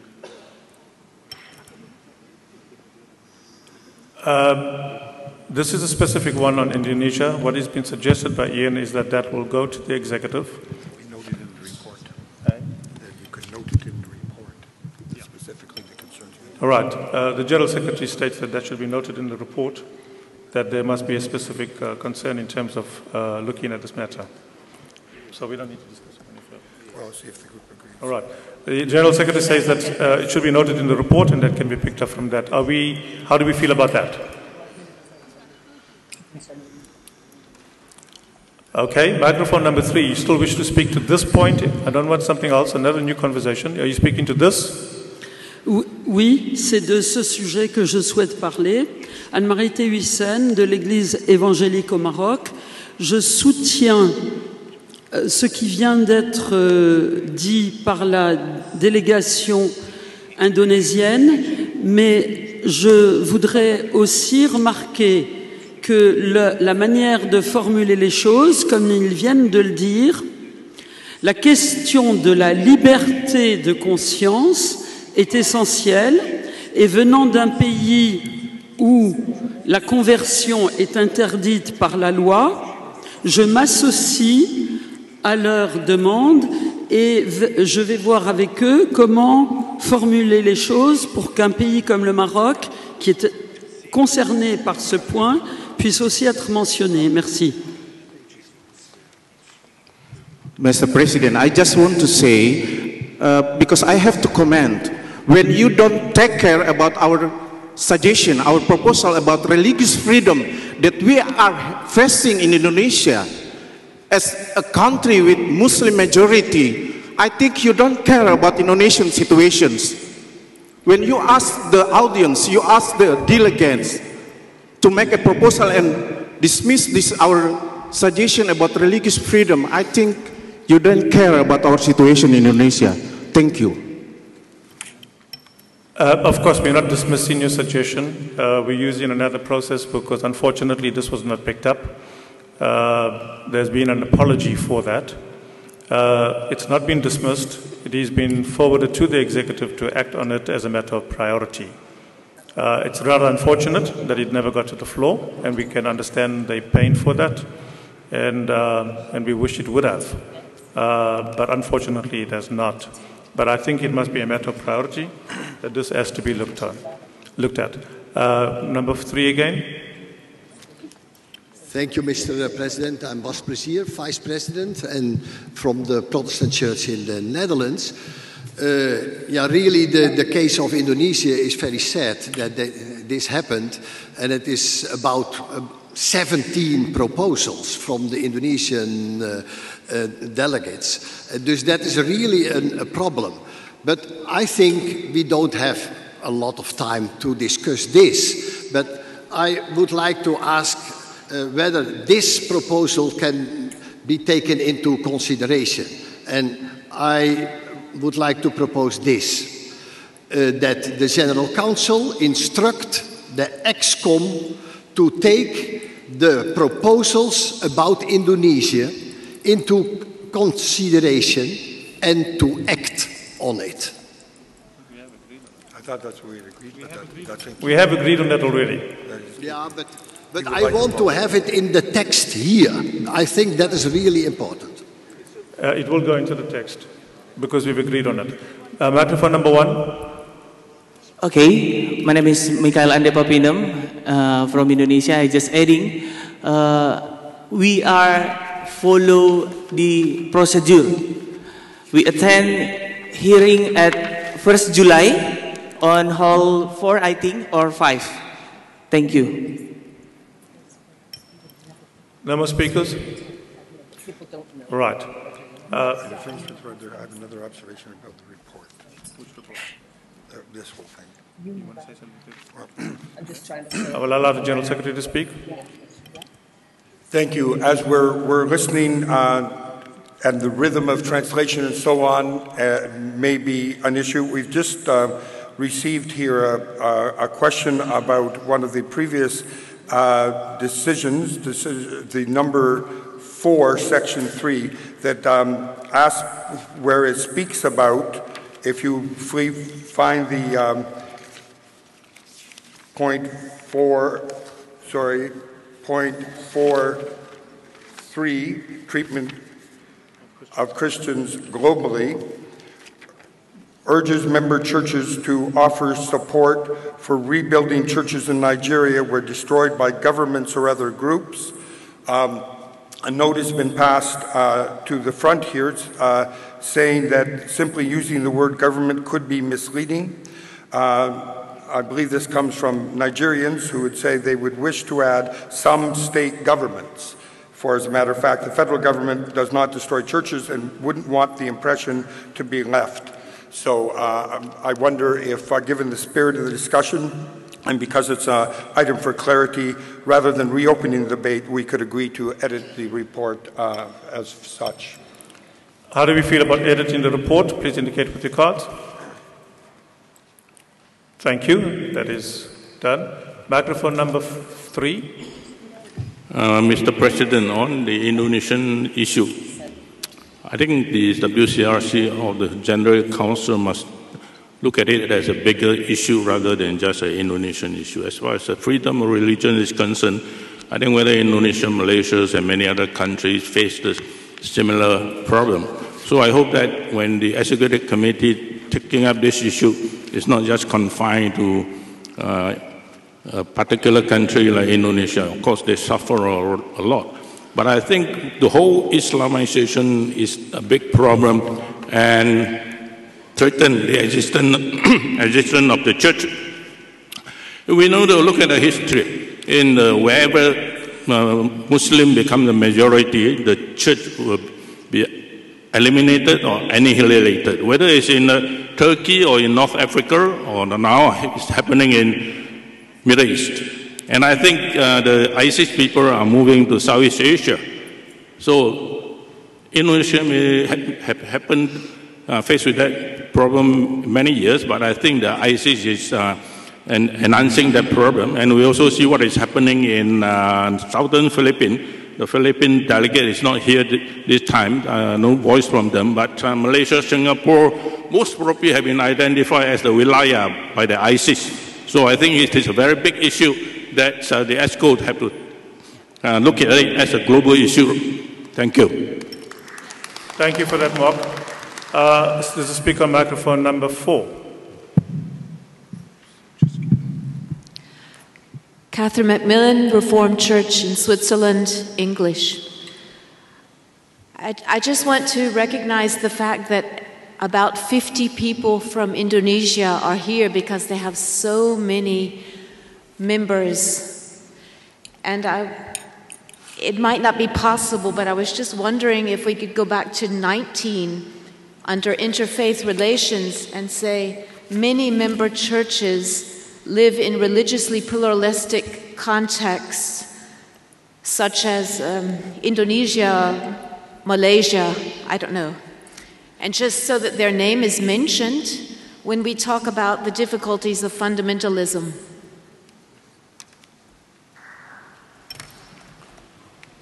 I'm willing to allow for that given the input from Indonesia.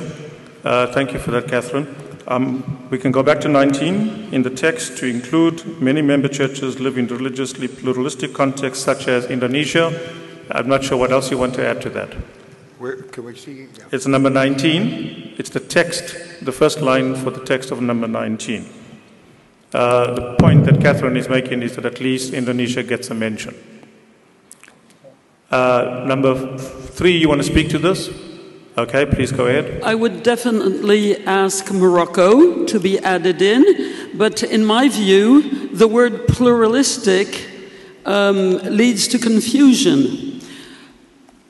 I switch back to French to be totally understood. Merci. Pluralistique laisse entendre qu'on a le choix. Et au Maroc, c'est justement de ça qu'il est question, de liberté de conscience. La conversion n'est pas autorisée, elle est punie par la loi, donc le mot pluraliste ne convient pas. On peut dire many member churches live in whatever, diverse religious context, but I would recommend the word pluralistic to be taken out because it leads to confusion. Thank you.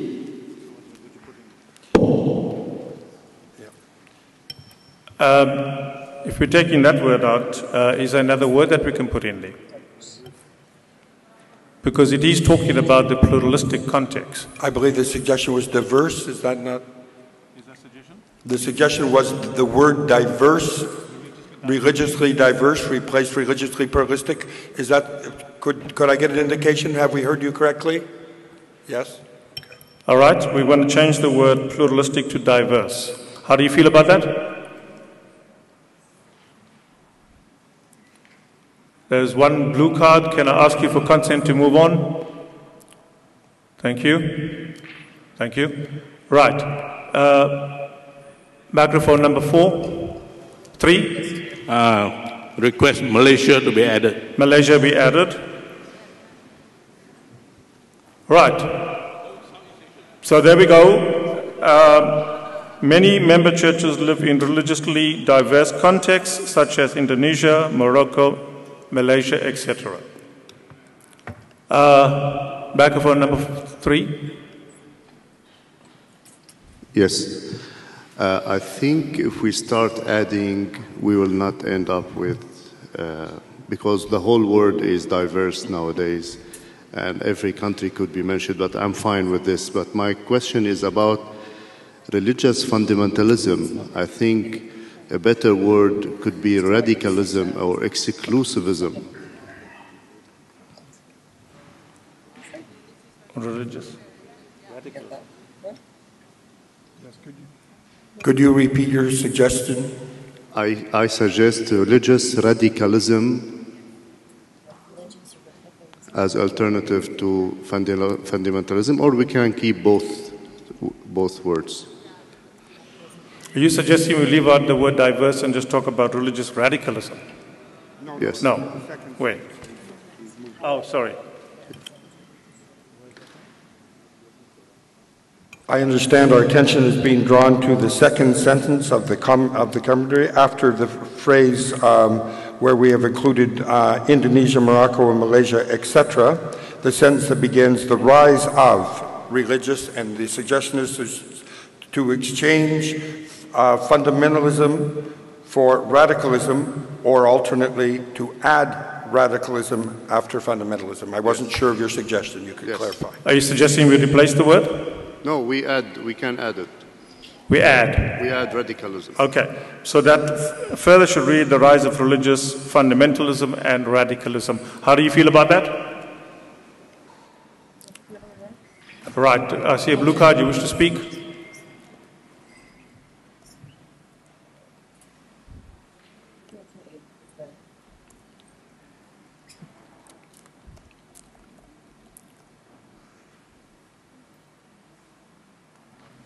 Sound, please, at microphone number 2. Thomas Hennefeld, Reformed Church of Austria. I'm a delegate. I speak German. Ich möchte erinnern daran, an unseren muslimischen Referenten, der seinen Vortrag begonnen hat mit den Worten, ich bin ein radikaler Muslim. Und ich denke, wir sollten auch radikale Christen sein. Ich schlage vor, das Wort Radikalismus zu ersetzen durch das Wort Extremismus.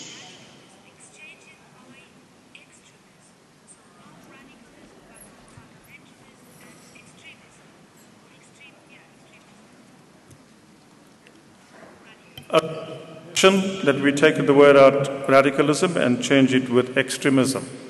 How do you feel about that? Let's see. Indicate with your cards. I see there is one blue card there. There's no more blue cards. Okay, I think there's agreement on that. Can you please give us consent to move on? We really have to move on. Now, I think there's only one blue card I'm seeing, and I'm asking for consent. If you cannot give us consent, then you can record your dissent in the minutes.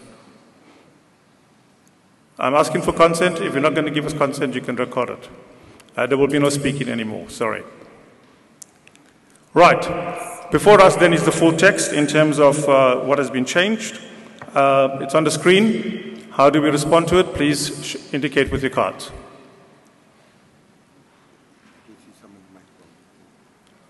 Wait. Right, microphone number 4. Thank you, Mr. President. I was wondering if we can add word Pakistan also to the list. Should we allow for Pakistan to be included? Pakistan is a very good candidate for that. Thank you. Okay, that's fine. Right, I think we have consensus then on this. It was just an inclusion. We don't need to retest it. We move back to the last proposal. We've had discussions on this. Remits to the Executive Committee those submitted proposals which were not addressed by the Public Witness Committee. How do you feel about that? Please indicate with your cards. Right, there's a speaker in microphone number 3.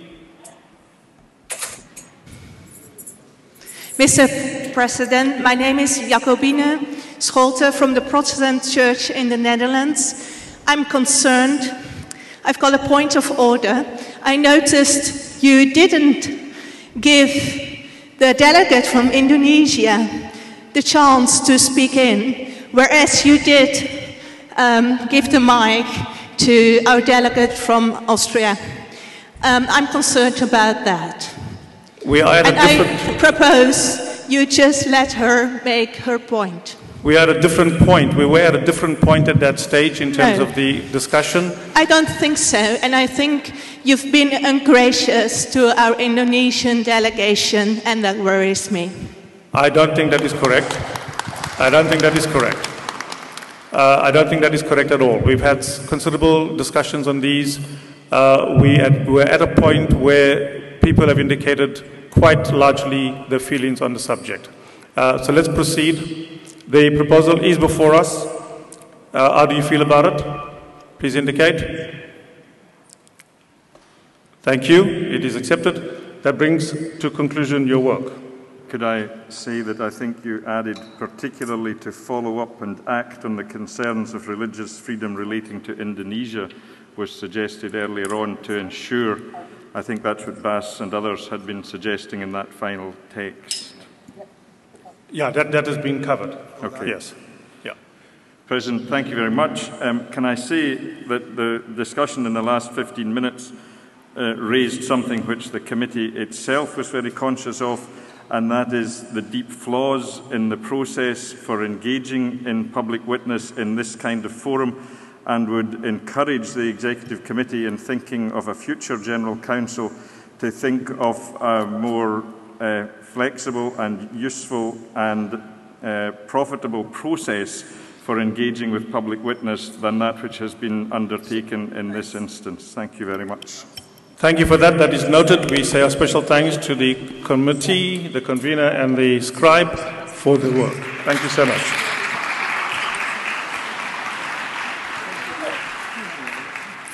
We are now moving to the Vision and Message Committee. Whilst they're coming on the stage, if you want a stretch break where you are, please do that. What do we have?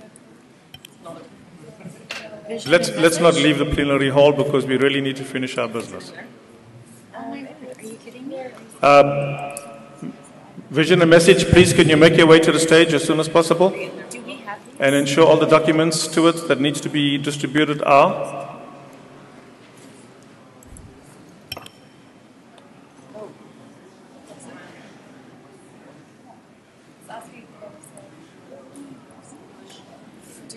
Do we have these documents?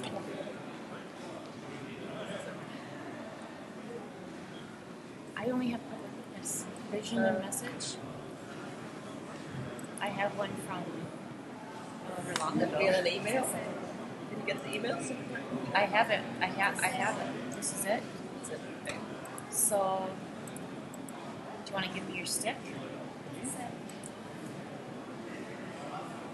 Do we have? Are there no proposals? Oh, it's just It's the version of message. There's no It's easy to do proposals. with this. Can you read it again? You have it, I don't have it there. and there are no proposals. No, it's not proposals. It's just it's an expression for great. So we'll make it a little bit bigger. So You have it. Yeah. How do I do select? Yep, that's tough.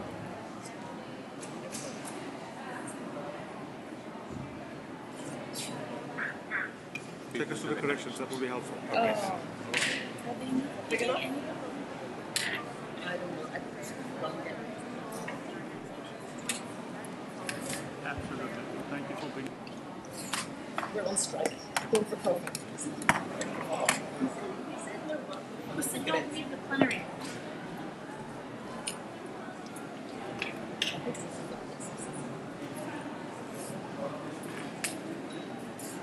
All right? Yeah, we'll have to do that for this one.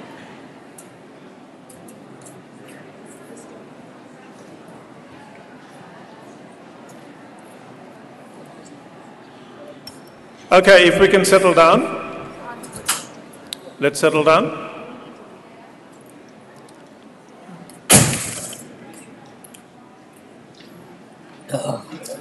Okay, the stewards are passing out material. Whilst that's happening, I'm just going to give you another 2 minutes.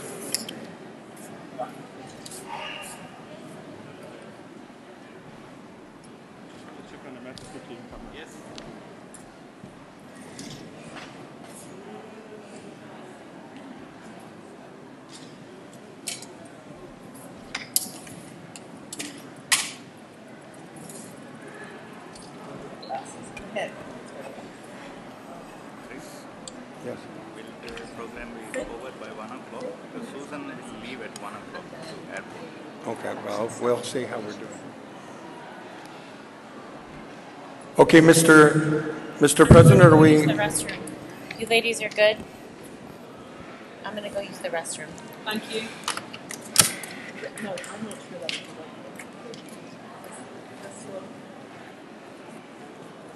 This one has yellow. This will not take long. Just. Make it just. Your candles and the. I know we did. It might be there somewhere. Maybe. What's number 4? And the book and the.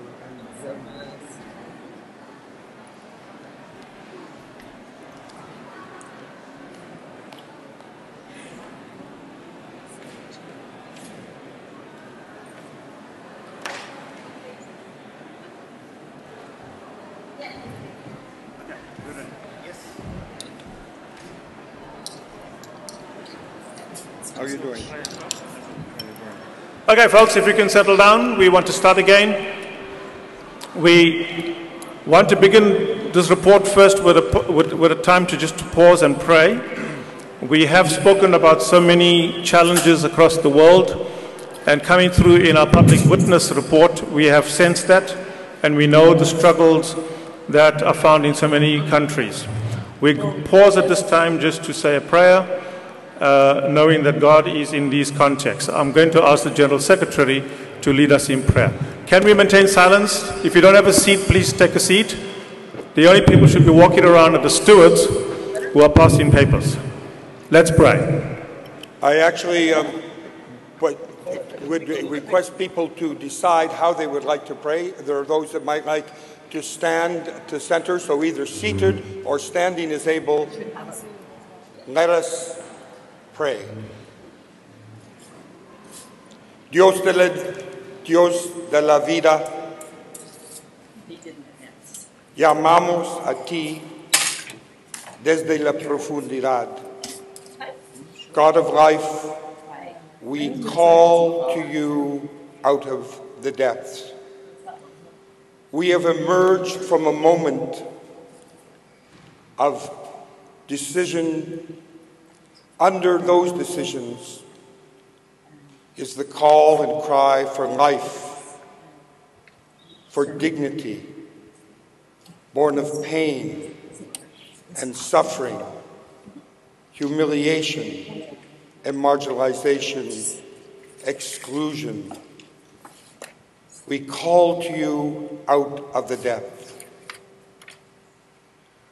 We seek to stand with creation itself and all those who are suffering and are broken. We call to you out of the depths. Our solidarity is incomplete. We make errors. Our listening is not as full as it could and should be. We try to hear your urging forward to life. We feel the strength of the accompaniment of the Spirit. We feel led by Jesus, our brother, to call to you out of the depths and say the strongest yes to life, to defend and protect your good gift, to assure that the dignity and well-being of this troubled community of the world is renewed and transformed in fullness of life for all. We keep now a moment of silence. We allow your Spirit to fill us with the affirmation of life and our pledge to stand with those whose life is threatened and destroyed, including the earth itself.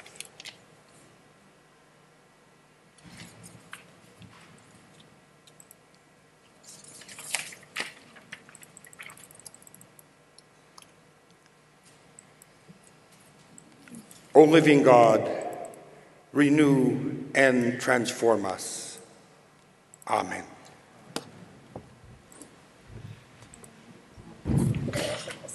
Thank you. I see somebody in microphone number 3.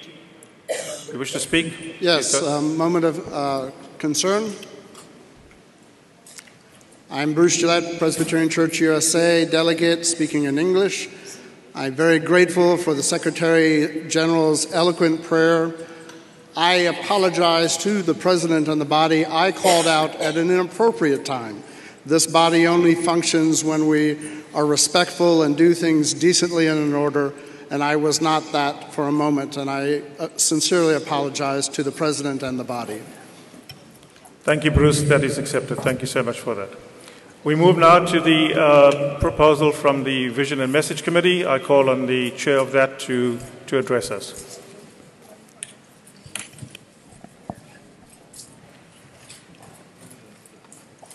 Respected President, honorable delegates, Vision and Message Committee represents the same draft which was presented to you yesterday with minor corrections, but taking into account some of the voices we heard during the plenary. I just take you to the additions and the corrections in the text. Please go to third para under We Celebrate. There was a suggestion that we need to celebrate our coming together at Lord's table. We have taken this concern and added a new sentence. As we share the Lord's Supper, we become the body of Christ for the world. Please go to para 5 in the same section. The correction is only constructional. We celebrate a deepening inclusion of women and a clear path forward to full equality for women and men throughout our structures and in the ministries of the churches.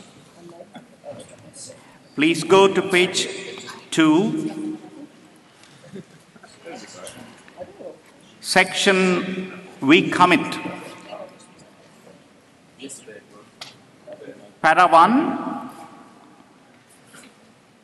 there was a suggestion to add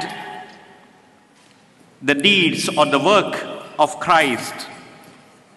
The para 1 reads now, like the reformers of 500 years ago, men and women, we stand on the solid foundation of God's love and justice shown in the teaching, life, work, death and resurrection of Jesus Christ. Please go to para 6 of the same section. We have added 2 important sections to take into account 2 concerns expressed. One, to make the evangelism explicit in our mission statement, and also to bring in the sustainability of the organization and our commitment as member churches to this organization. Therefore, this para 6 reads like this.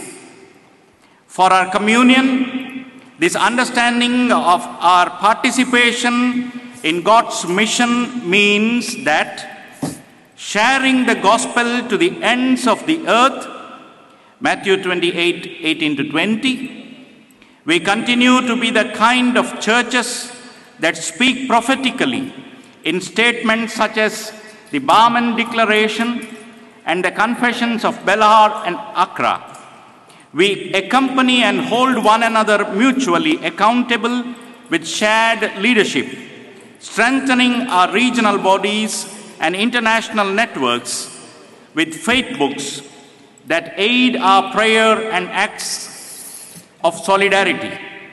We commit to empower our members in giving and sharing their spiritual and financial gifts for the blessing of the communion and of the world. And in section under We Dream, as suggested, we include the biblical verse alluded to in the para 1, Luke 24:32. And these are the minor changes we have incorporated into the text, and we present this corrected text for approval to this plenary. Thank you for that information. Obviously, we went through a process of discernment. The statement that was produced went to the discernment groups. The discernment groups that actually gave back some responses has now been taken and adopted in this new text that is coming to us with the changes. Anybody wishes to speak to the changes that have been proposed? I will allow you just now to speak to the document, but anybody wishes to speak to the changes that have been proposed? Yes, microphone number 3. Soy de la Iglesia Presbiteriana de Guatemala, soy delegado, solo para pedir que en el primer párrafo se omita la palabra el trabajo, porque en el español el trabajo tiene un significado muy diferente. Así que quisiera que se omita la palabra el trabajo y que quede la enseñanza, la vida, la muerte y la resurrección de Jesucristo. O en lugar de trabajo, la palabra la obra.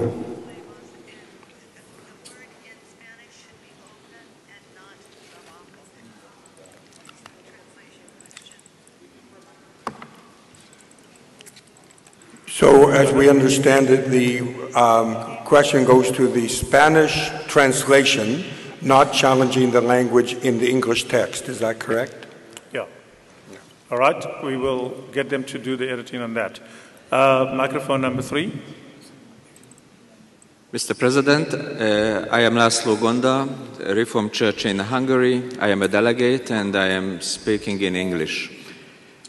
My suggestion is to the last paragraph under We Celebrate, and there we read, we celebrate the joining of our communion with other Christian communions in the joint declaration and the doctrine of justification. My suggestion is that we say in the text which are these other Christian communions, so just to name the Lutheran World Federation, the Roman Catholic Church, and the Methodist World Council. Thank you. You're saying that they've been named?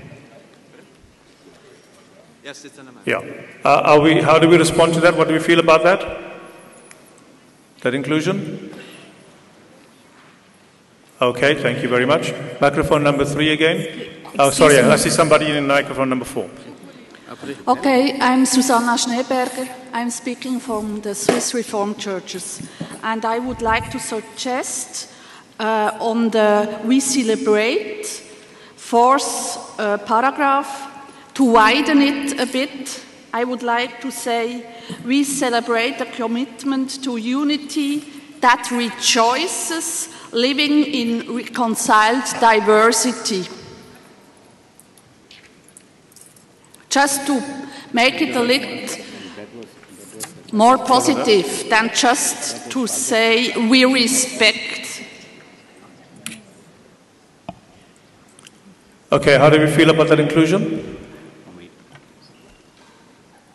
I see some blue cards. You wish to speak? There, microphone number 4. 3, sorry. Monsieur le Président, je ne voudrais pas parler de ce qu'elle vient de dire, mais concernant autre chose dans le...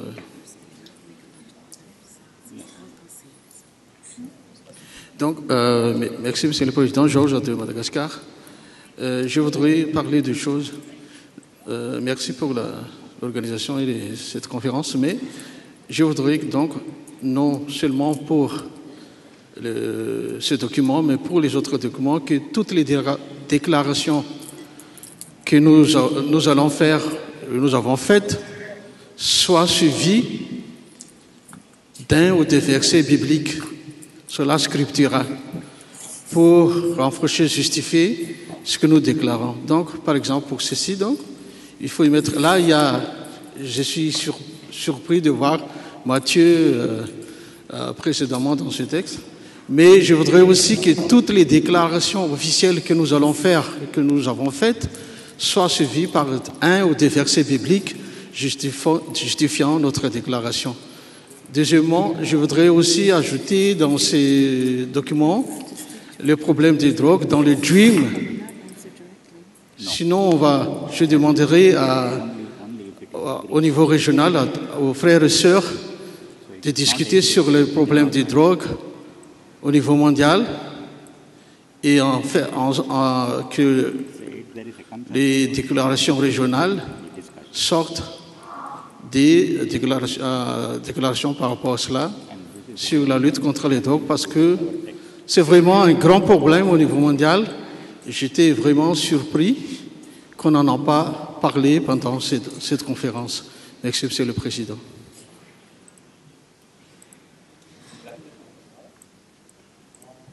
Right, if things are not in the text and you want to bring them, then you have to bring them and tell us where. I just want to say that we're not going to go through a process of editing this text. All we really want to focus on is the substance.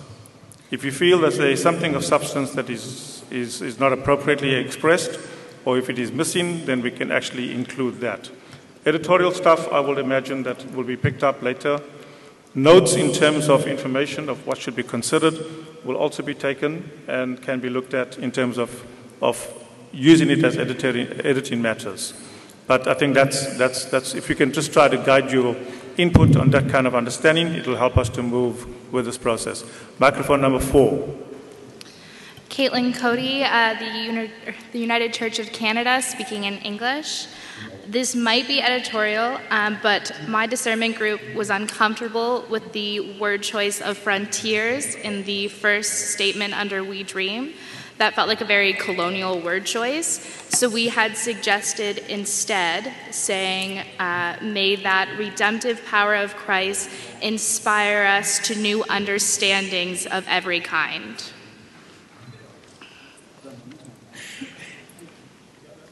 Okay. Point of order. Yes. Friends, I told you yesterday what I think about dealing with wording now. And I urgently ask you, we had all the chance by the discernment groups to give in other ideas.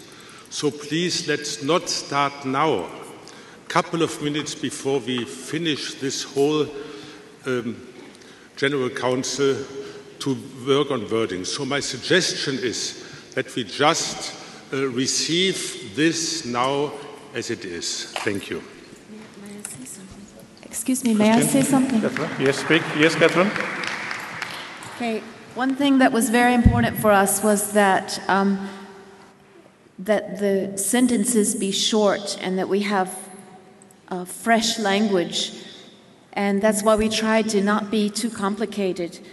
And one reason that we didn't put Bible verses everywhere is because it chops up the text.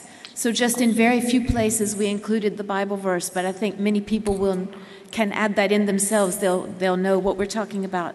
And the thing about diversity, if respects diversity is not strong enough, I would not want to put in a complicated new phrase, but just maybe say we celebrate a commitment to unity in diversity that shows. Because we've used the word joy and rejoice very often. And we're very careful about not overloading. Okay, I'm going to take the two speakers at the microphones, microphone number 3 and 4, and then we'll try to chart our way forward. Thank you, Mr. President. My name is Carola Tron. I'm from the Waldensian Church, and I am a delegate. I will speak in Spanish.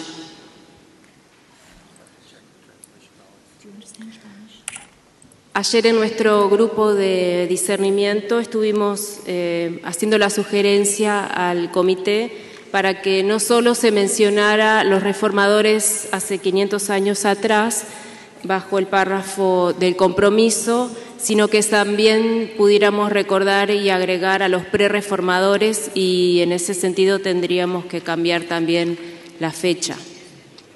Entonces estoy haciendo la sugerencia de hacer este agregado que incluya a los prerreformadores y poder tener en cuenta la fecha para que quede la redacción de manera correcta. Gracias.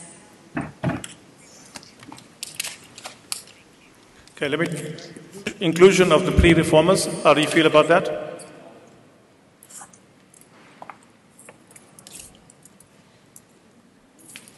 All right, anybody with a blue card wishes to speak?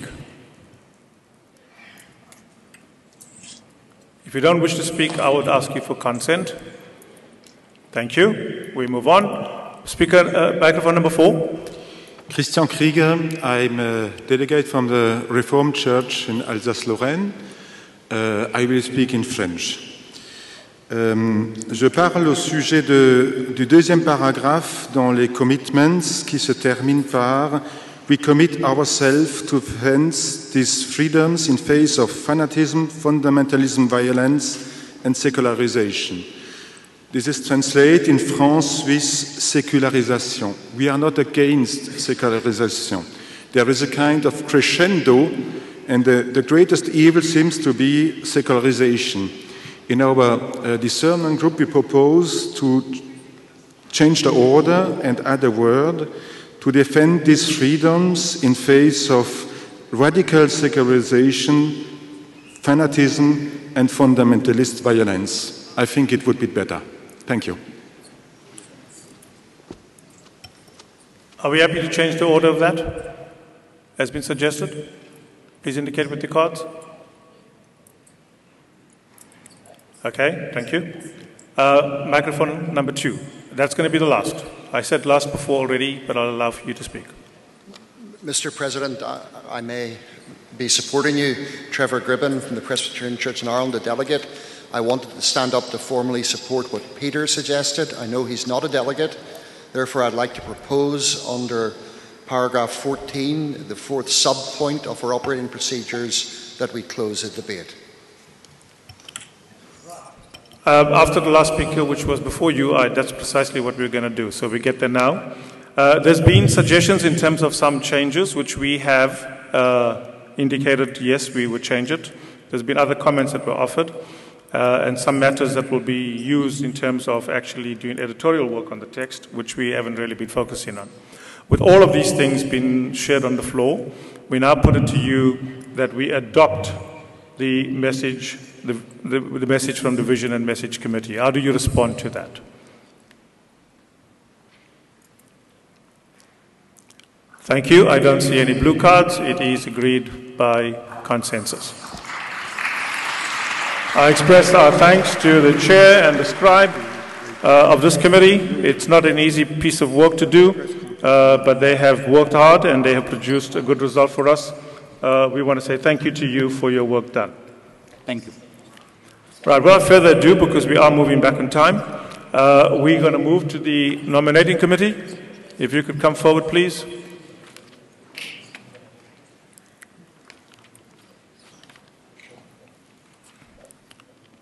Nominating committee? Alison, yes, come through.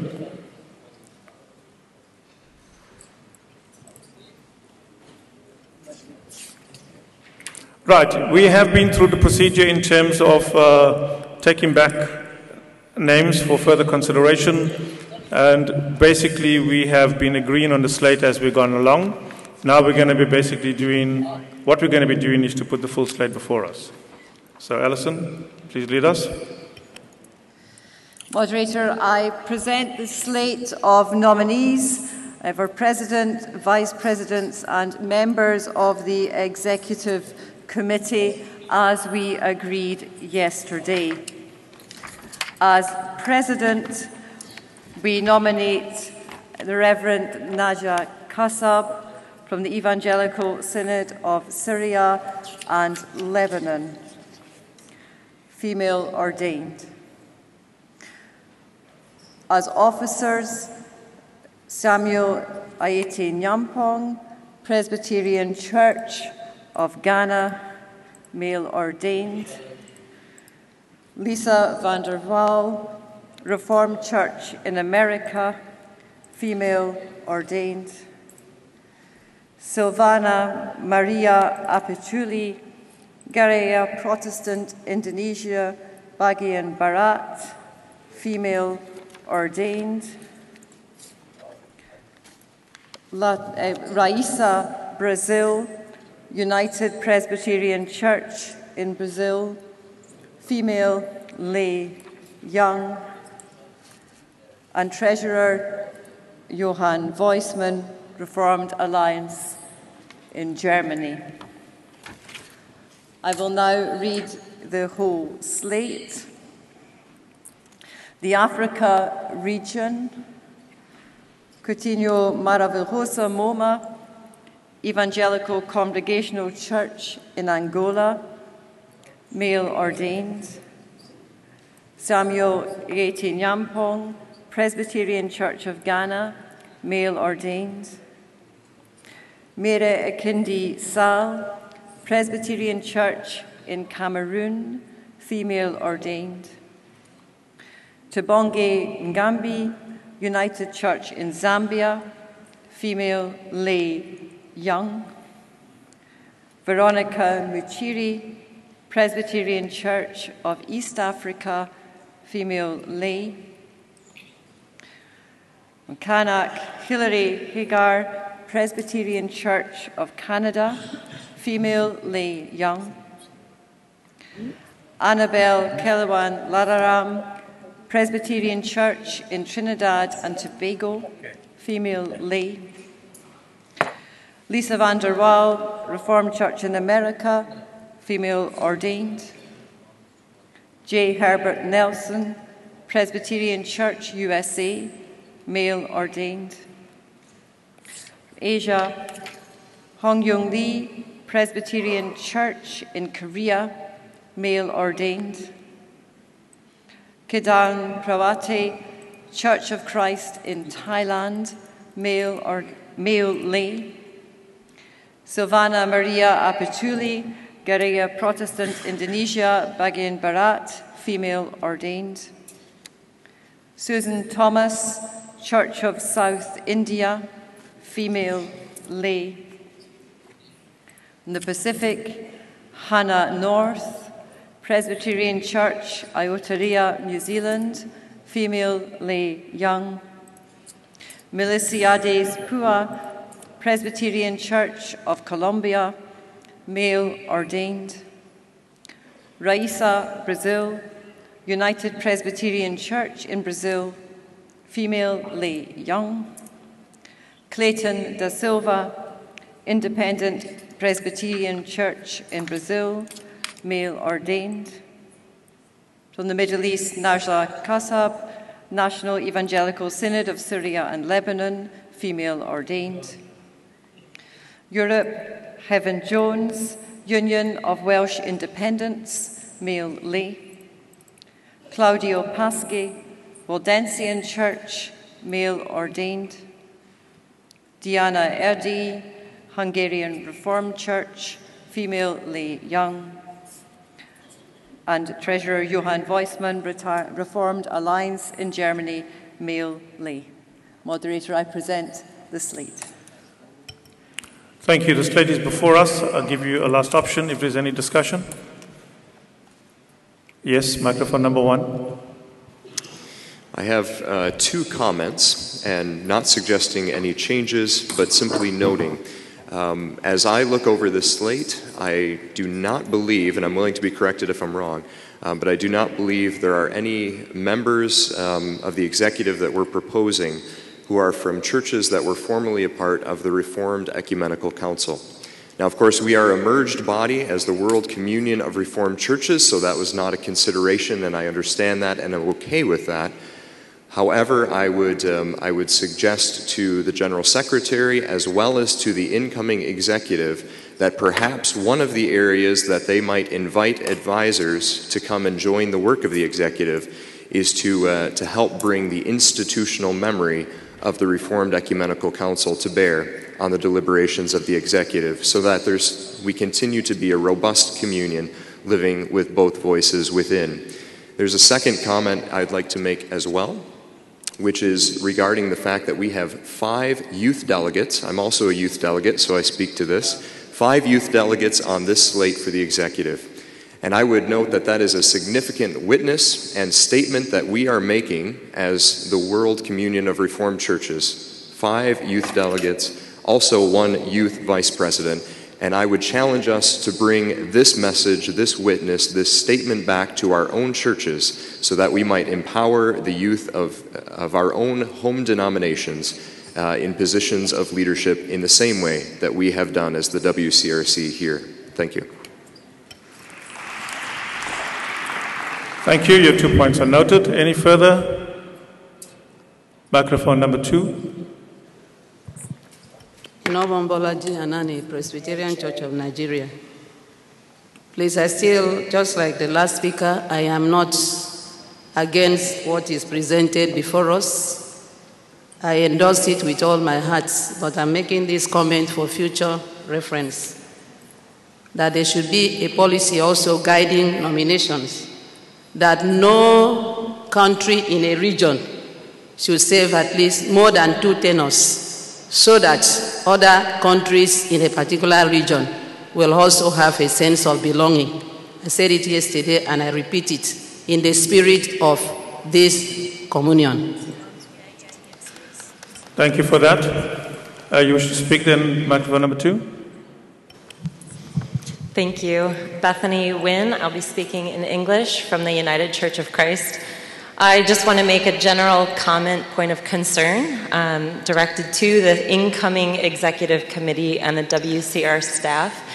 And this is just an encouragement as we are planning the next gathering to consult and collaborate with the Ecumenical Disabilities Advocates Network of the World Council of Churches to ensure that the next council meeting is a just and accessible opportunity for all. Thank you for that.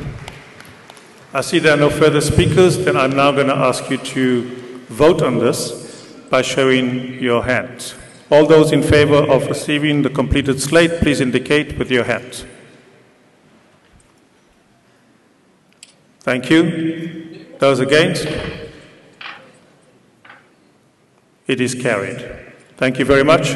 Congratulations to all those who have been elected.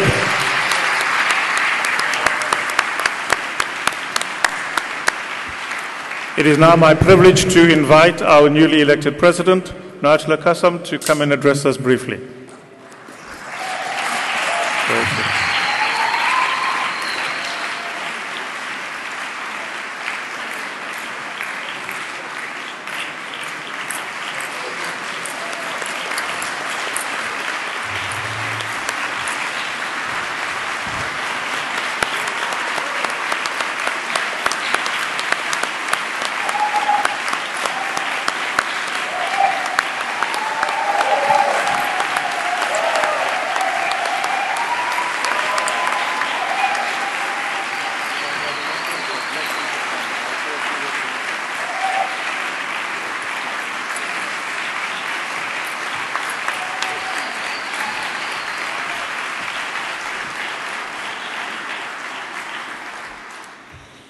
Dear friends, I'm your president.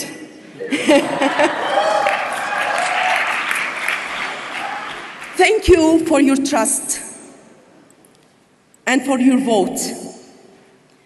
Thank you for making this communion a more credible organization and a just one. As a woman and as men in this place, we have lots of work to do. It's not enough to point for injustices, but we have to be involved in healing as well. As one of my friends told me one time, I will not congratulate you now, but I will congratulate you after 7 years. I pray that God would use me for this organization, for this communion. I pray that I will be open to the work of the Holy Spirit for change in the life of the churches. Also at this time, I want to take this chance to say thank you to Dr. Jelly Pillay.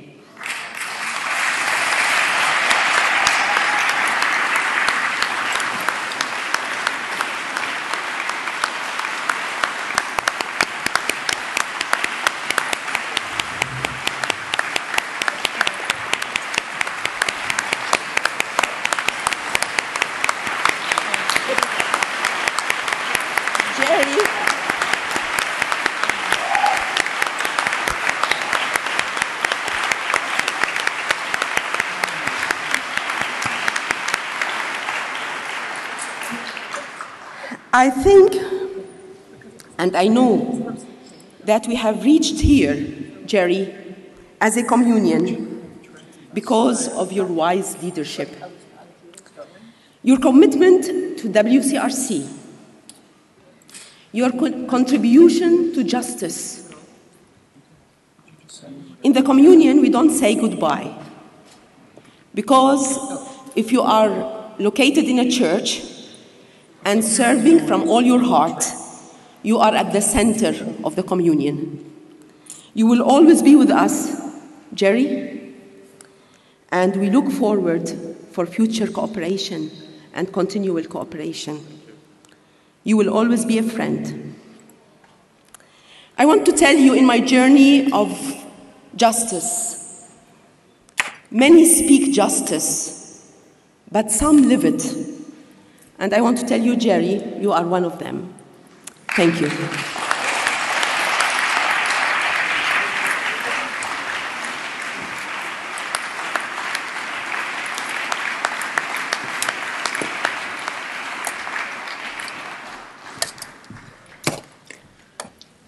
Najla, it is a joy to know that you are going to lead us in the next 7 years. We are grateful that you were part of the outgoing executive, and you have contributed immensely in that space. We wish you God's blessings and joy and wisdom and health as you take this lead, and we know that you will indeed do your best because you love this communion. Amen. Let's say a word of prayer together. Lord, we thank you for your servant Najla that you have called into this office. You have prepared her and you have blessed her already. We ask that you will continue to bless her and keep her in your strength and wisdom. We pray for the continued support of her family and church and of the communion as she takes on this big mantle of responsibility. Give her the necessary wisdom and health and strength and the ability to lead this organization into places where you want it to be. We thank you for all those who have been elected as officers, and we thank you for all those who are now on the executive committee. We ask your continued blessings upon them, and that you will direct and lead their paths, so that whatever they seek to do will indeed be to your glory and the good of the WCRC. We rejoice today, Lord, as we give you thanks for this new leadership, and we pray that you will lead them in the power of your Spirit. We pray this in Jesus' name. Amen. Amen. Bless you. Thank you. I want to say that our closing service is going to be an important service.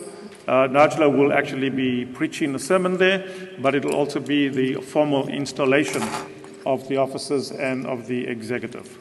We now have an announcement to make, and I want the General Secretary to come forward. Anna Case Winters as well. During the course of the last few months, we have appointed 2 new staff executive secretaries, and I want them to introduce them to you.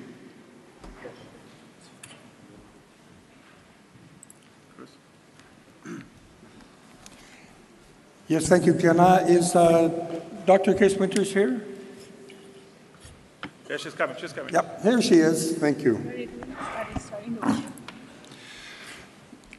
Yes, as this last period, as we mentioned before, was a period of many staff changes, and with the ending of the term of service with Dawe Visser through his early retirement, and with then Dora Arce's term coming to an end at the end of December, we found ourselves with needing to fill 2 important and key staff vacancies, and we were guided by the officers and the executive to immediately establish a search committee, faced already with a very pressing staff situation, undertook to try and move ahead quickly. With that kind of sense of determination to really call in the kind of staff that will be in place to move forward and deepen and strengthen the communion, moving out from this General Council meeting. A search committee was established, as I say, that was the core of the search committee was the executive, the officers, itself, and then called in 2 other people to gain strength in the 2 areas. One, our focus being in the theology, mission, and communion, also looking at changing the title to bring together the integral concept, so now called Communion and Theology, Justice and Partnership, again, focusing towards justice and witness. So from each of those areas, and we asked Anna Case Winters to help us with making sure that our focus was clear on what we needed in the theology area and the kind of gifts we were seeking, and similarly Omega Bula added perspectives in the justice area. And I'd just like to ask Anna Case Winters to come as the chair of that committee and explain the process that led to the appointments that I will announce after she... Thank you. I want to note at the outset that these 2 new executive secretaries come as the unanimous choice of the search committee and with the strong support of the executive committee. I'm thinking a word about our process will help. From the start and to the finish, concerns regarding representation were very much to the fore. In both the committee configuration and the candidates considered, we sought a balance of gender, regional representation, race, and age. The committee is your executive committee, already a representative group, and then two of officers, the officers group of the executive committee, and the two additions were both women, 4 strong women on this search committee, myself, Omega Bula, Yvette Bloomfield, Yue Wen Lu, strong women all. We worked with the executive committee on our mandate, the constitutional stipulations, job descriptions, position titles, and then member churches were invited to encourage strong candidates to come forward, and they did. We had 40 candidates applying. 20 were men and 20 were women. 20 different countries were represented. 6 persons emerged as our top candidates. 3 men and 3 women. 4 of the 6 were persons of color, 2 were young-ish. The churches of origin of these 6, Congo, North India, Rwanda, Germany, Jamaica, South Africa. These 6 were brought in for interviews which were rather rigorous. Not only were they presenting motivation letters, CVs, statement of faith, theological journey, letters of reference, all of that. But they also made an oral presentation to the search committee about their vision of these roles of leadership and how they perceived their particular skills in relation to what was needed. We were wanting to hear about their grasp of the issues before the church today, their relevant experience, their personal aptitudes, and we even administered a time-limited function test where they were presented with the kind of thing that the office faces on a regular basis, and they had 30 minutes to give what their response would be if they were acting in that role. After intensive interviews, 2 candidates emerged as the clear best candidates for the positions. We are very enthusiastic about these 2, and I believe that our executive secretary will present these names. Yes, for the choice of the Wait a minute, Chris. I see somebody in microphone number 1. You wish to speak? Oh, after this Later? is done. Okay. Mm-hmm. Okay. Are we good for the moment? Yep. Okay, thank you. So for the position in justice and witness, I'd like to present to you the executive secretary that has been confirmed by vote of the executive committee, Philip Vinod Peacock. If Philip could come forward. Philip.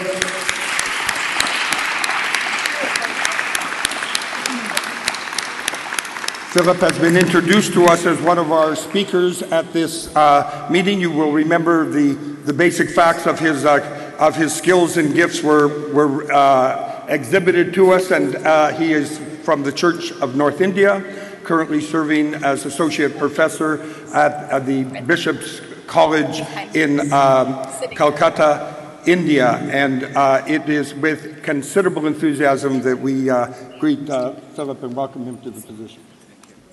And for the position of communion and theology, Dr. Hans Lessing, Reverend Dr. Hans Lessing, has been the choice of the committee.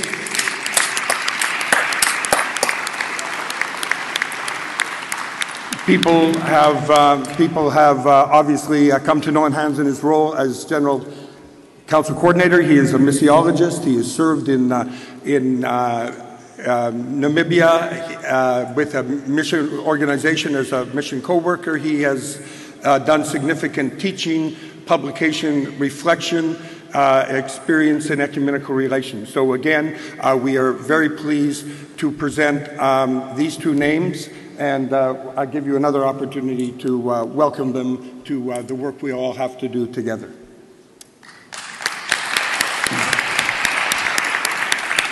Just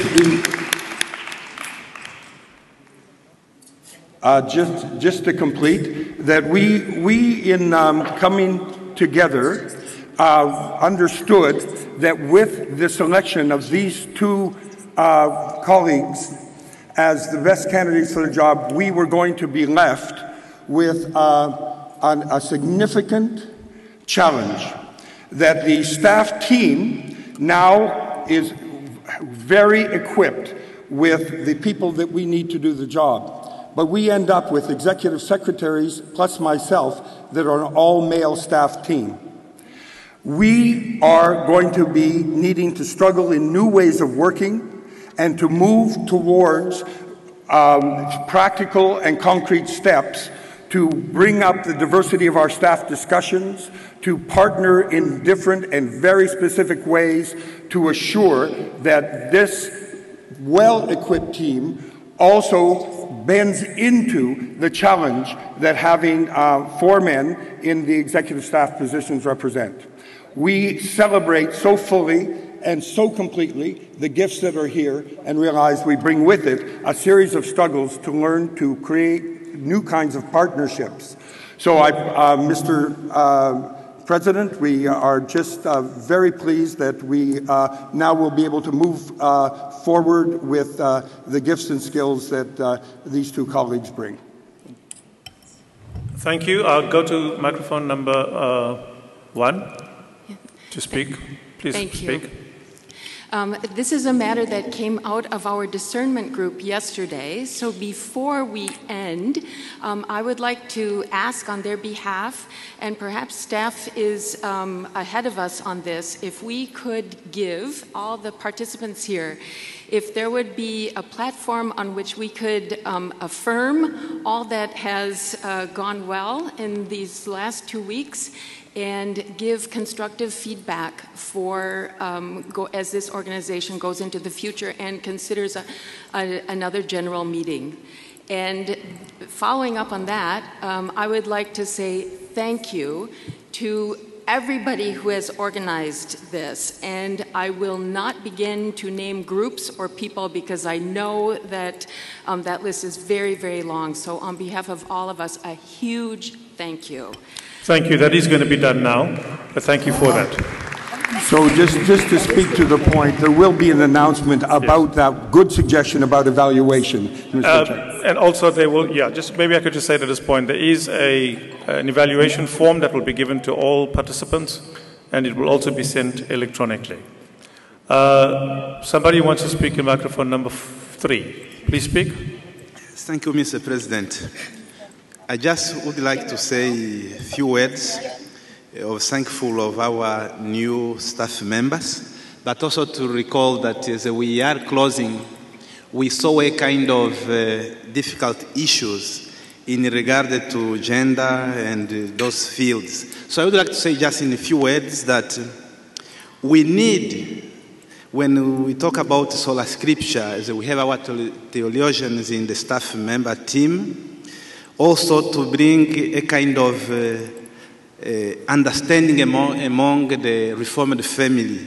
Because when we exclude others, it was with blacks in slavery time, it was with women. The scripture says women must be silent in the church. But when we come to the interpretation, we need to be fair. I'm not a theologian, but I would like to bring this issue of friendship, neighborhood, and respect among the Reformed family. Thank you very much. Okay, thank you for that. It's my pleasure and privilege now, after all that's been said about this particular process of appointing the 2 new executive secretaries, I would like to also reaffirm that it was a good process in terms of free and fair, but it was a difficult decision because we were mindful of the fact that we were putting ourselves into a situation of all male in the senior positions of the organization. But we went with what we felt would be the best possible people to do the job for us in the respective fields. And in that light, it is my privilege and pleasure to say welcome to these two who will officially join and take up their appointment on the 1st of January 2018. Philip, thank you for justice and for your role in that. You have shown us how strong an advocate you are, dealing with a lot of issues, gender issues, economic, ecological. You have been a champion for justice work, and certainly you're well known and well written in many circles. And we welcome you and the fact that you will start with us in January. Welcome to you.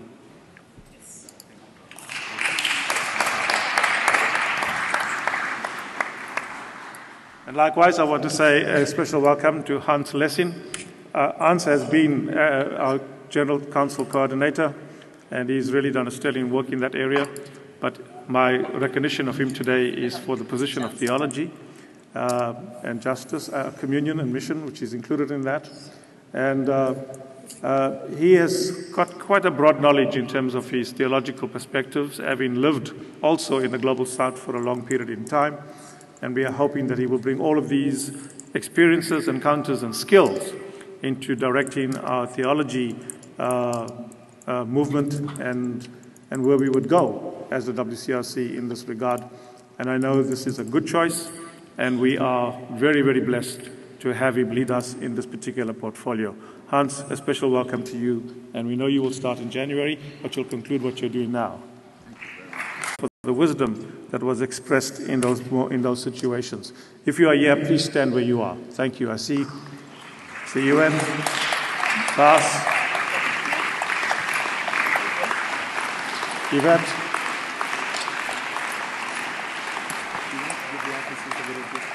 Yeah, okay. All right, officers, I believe there's a gift for you. Please come and get it if you don't mind. I'll be talking whilst you are, to save time. The members of the executive who are currently serving as the business committee in this particular general council, too many to name at this stage. Would you please stand where you are? I want to recognize you and recognize the work that you've been doing with us for the past 7 years. We want to thank God for you and thank God for all the sacrifices you have made and the contributions to the organization. That's only for the officers, right? Yes. The executive? You give it. Yes. So first of all, do we have the officers? Have they come? When they're coming right up.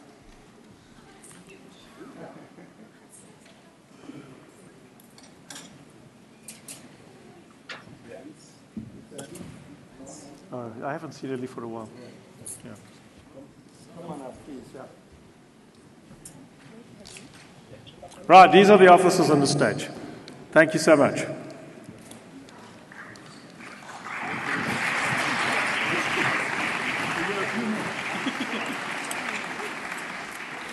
So he's coming. I think he's listening to music in that.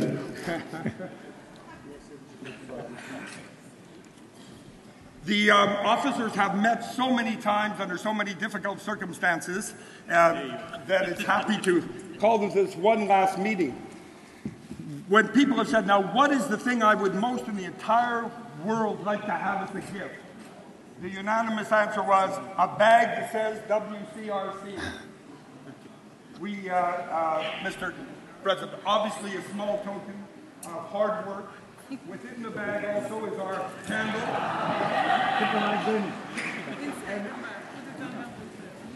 So I would have you to give to each of our officers.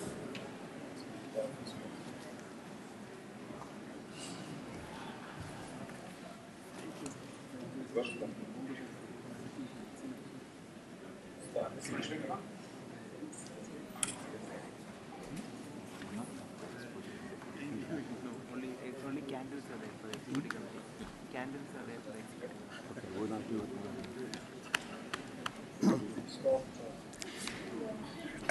And for the at the end, by the way, we also have candles for all the members of the outgoing executive. But for now, we'll allow this gift to be accepted on behalf of everybody, and okay. We'll get to the executive. They're wonderful candles. Right, it's going to be too much to get people coming up and taking stuff, so it's going to be time consuming. We have acknowledged the executive. Thank you for standing, and thank you for your work that you've done. At this particular General Council, we've had different groups of committees meeting. I want to recognize the Nominating Committee. Nominating Committee, would you stand? You at this table here. Thank you for your work. Much appreciated. Not an easy task. We know we have to still continue to look at these kind of processes. Thank you. Public witness, where are you? Will you stand where you are? Public witness? Right, some of you here, some have left. Thank you very much for your work in this regard. This was quite a challenging piece of work. Vision and Message Committee, please stand where you are. Thank you. Thank you for your work. Thank you indeed. Another challenging task, but you have delivered it well. Drafting Group, if you could stand where you are. Thank you. No easy task, and you have helped us quite wonderfully in terms of processing proposals coming from the discernment groups eventually to the floor, and you've done a superb job at that, and that is why our business has been gone so smooth. Thank you so much for that. We want to acknowledge the pre-council people who have been involved in that. Please, would you stand? The organizers and runners of that. I don't think some of them are here, but we want to say thank you to them.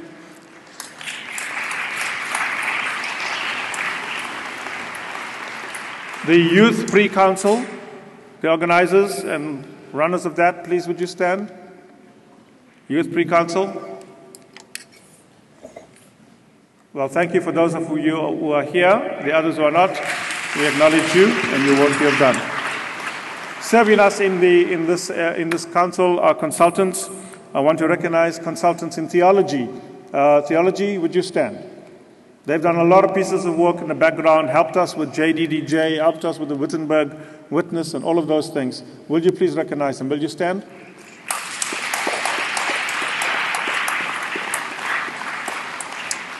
And likewise, we had Justice, a working group for justice. Would you please stand? Thank you, thank you. There was a working group for gender justice. Will you please stand? Thank you for your work. And then a group for mission. Please stand for those who were involved with that. Thank you. Then we also had a working group for communion. Please, would you stand on that one, if you were part of that? Thank you. We had a group on dialogue and development. For those who are part of that, would you stand? Thank you. And then we had people working on the Berlin Cathedral worship. Superb job. Will you please stand?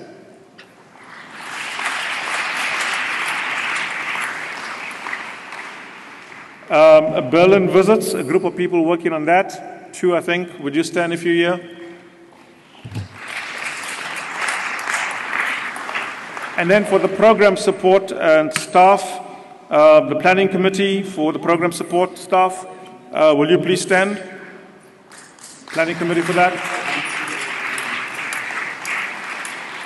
Thank you. And the worship, all of those who were involved in worship, please will you stand? Magnificent job. The worship team have done us a magnificent job, and we're really grateful for all that they've done in that. Musicians, will you please stand? We recognize the people who have worked very hard for our discernment procedures. Will you please stand? Our discernment procedures. They've done a superb piece of work trying to take a model that is usually used with smaller groups and have used it in a bigger meeting like this. Thank you so much for your incredible work done as far as that is regarded. The Global Institute of Theology, those who were involved in running that, please would you stand?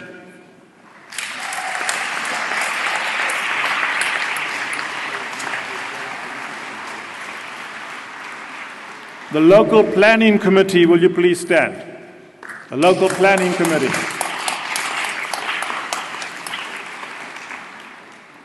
The Reformed Congregation in Leipzig, we want to express our sincere thanks to them for all their involvement through this time.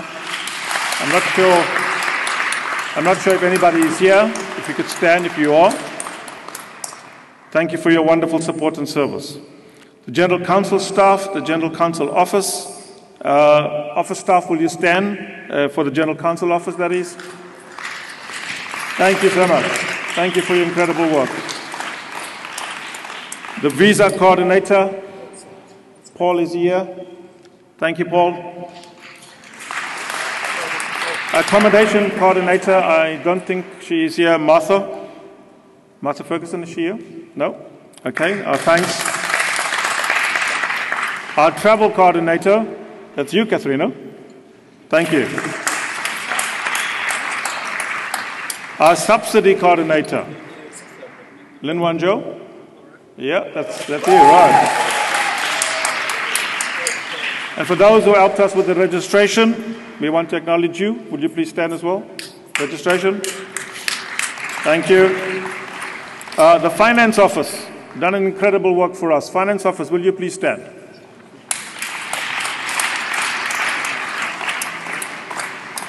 Thank you so much.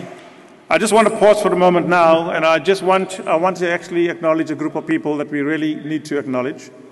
The stewards, will you try and find your way forward? I want you guys to come up here. Come up. When you get there, there's translators and interpreters.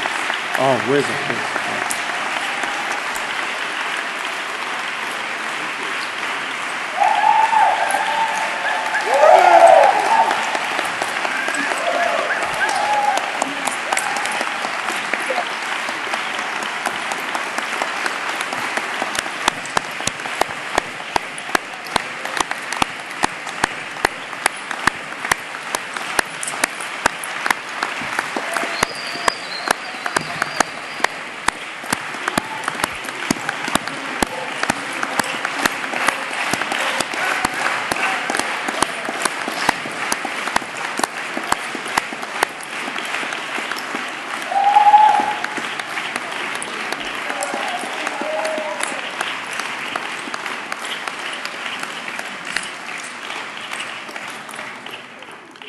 These guys have been with us for a very long time. 4 weeks, I think, in total, coming for the training and then being with us through the General Council. And we just want to say thank you to them. They have served us in so many different ways. In every area, in the running of the General Council, teams of them have been involved in attending to things. I know they've had some challenges. Lots of people have been challenging them with different things and personal stuff. But they have been great and they have carried us well. And we want to thank God for them. And we want to bless them by saying, you guys are special to us in as much as you're special to God. Thank you so much.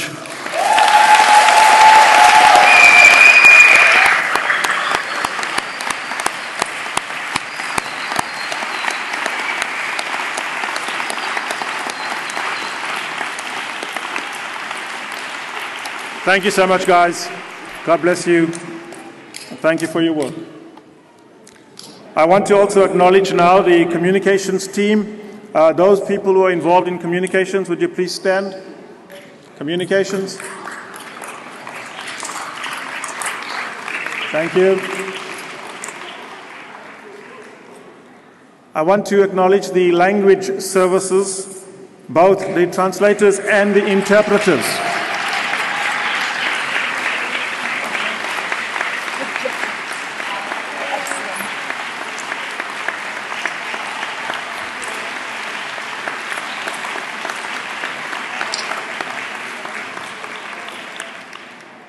Most of them or some of them are in the booth at the moment translating. Sometimes we do not recognize how important and tiring that particular task is. In these 7 years, I've learned to have a lot of respect for interpreters and translators. Thank you so much for blessing us. Technical services in the IT department, Klaus, thank you so much. Where are you? Thank you so much for your work. Commissions, City of Leipzig. There were people who helped us with that. I'm not sure whether they're present. Hannes and Peter, thank you so much. Stage design. Stage design, the people who are involved in that, would you please stand? Stay here or whether I have to go up. Mareka, Claudia, and Christian. Stage management. There are some people who have been working in the back, but it's Doug, Alan, and Cheryl. We thank you guys for your work there. Hospitality services, chaplains, those who serve as chaplains, please would you stand? Come on, Dora, don't feel shy. Chaplains. Thank you to our chaplains. Protocol VIP, Setri, you helped us with that, and Yul. Thank you so much for that. Would you stand? Visitors program, we thank Paul and Selma for that. If you're here, please stand. Cultural programs, theatre project, Berlin reception. For the people involved with that, please stand. Yeah, okay. And then the Global Place for God and the World exhibition. Special thank you for that. If you're here, please stand. Right, the Psalm concert. All those who were involved in the Psalm concert, please, if you're here, would you stand? Thank you for that. The Social Art Project Reformation Transformation team, if you are present, please stand. We say thank you to them. And then we have a whole list of donors. I won't mention them, they know who they are. I want to say, if you're present, please would you stand. But you see, these guys are so humble, they don't want to stand. So we want to say thank you to them. We will duly, obviously, acknowledge that as the WCRC in other ways. Partners in government and business, City of Leipzig, we say thank you to you. They are not present amongst us at the moment. The Ministry of Foreign Affairs, we say thank you to them. To the Federal Ministry for the Environment, Nature Conservation, Building and Nuclear Safety, we say thank you to the Minister. And for the Federal Ministry of Families, the Elderly, Women and Youth, we say thank you to the desk who helped us with things there. For the Federal Government Representative for Culture and Media, we say thank you. To the Leipzig Messe, the people who have blessed us in the use of these facilities, let's say thank you to them.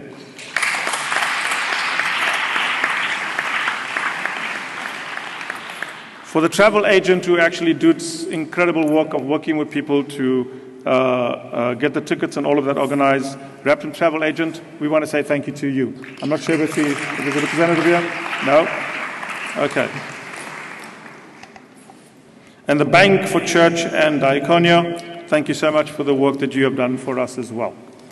That is a list. Perhaps we may have missed out anybody. If we have, we apologize for that, but it is a big list, as you can see. No, excuse me. We have made one big error by not giving a special thank you, although our new incoming president did so well, a special word of appreciation to Jerry Gillette.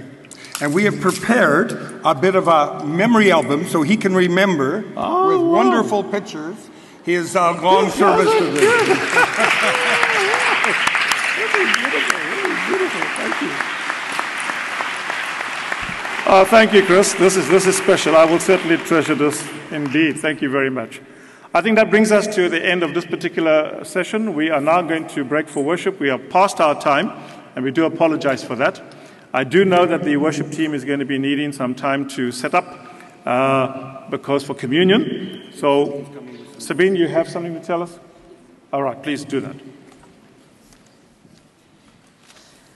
During the break, the tables will be set up for communion, and we ask you to remove every book and every bag from the table, because on that table bread and juice will be set up. So please watch out for that, and please make sure when you come back after this little break. Jerry, how many minutes? 20 minutes break? All right, let's have a 20-minute break. When you come back, please make sure that you are 8 people at one table. So come to the front, but make sure not more than 8, but 8. And I would like to invite the leaders of worship to gather now at the platform under the mobile. All who are involved in worship, please meet me there at the platform. And finally, translation for worship service will be provided. Thank you.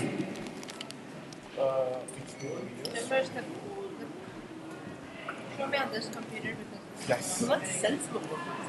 Yeah. So there is two presentations. It's the gathering and also the closing. And we will use for the first is the gathering when the worship prepare the table. So Like right now? Yeah, like right now. Maybe after 15 minutes. Yeah. So like to make call people again come again. So then, Yes. so do I have to scroll Yes. through it? Yes. Yeah. So after it's finished, with only 4 songs, we begin the worship. Okay. And it's the rundown, the table, because there is some different from the music. There is some change. I will be here. Great. Okay. So you can Yes. show me, you can finish. Okay. Yeah. Okay. So maybe it will be back. Yeah, we'll break. For later. Okay, thank you very much.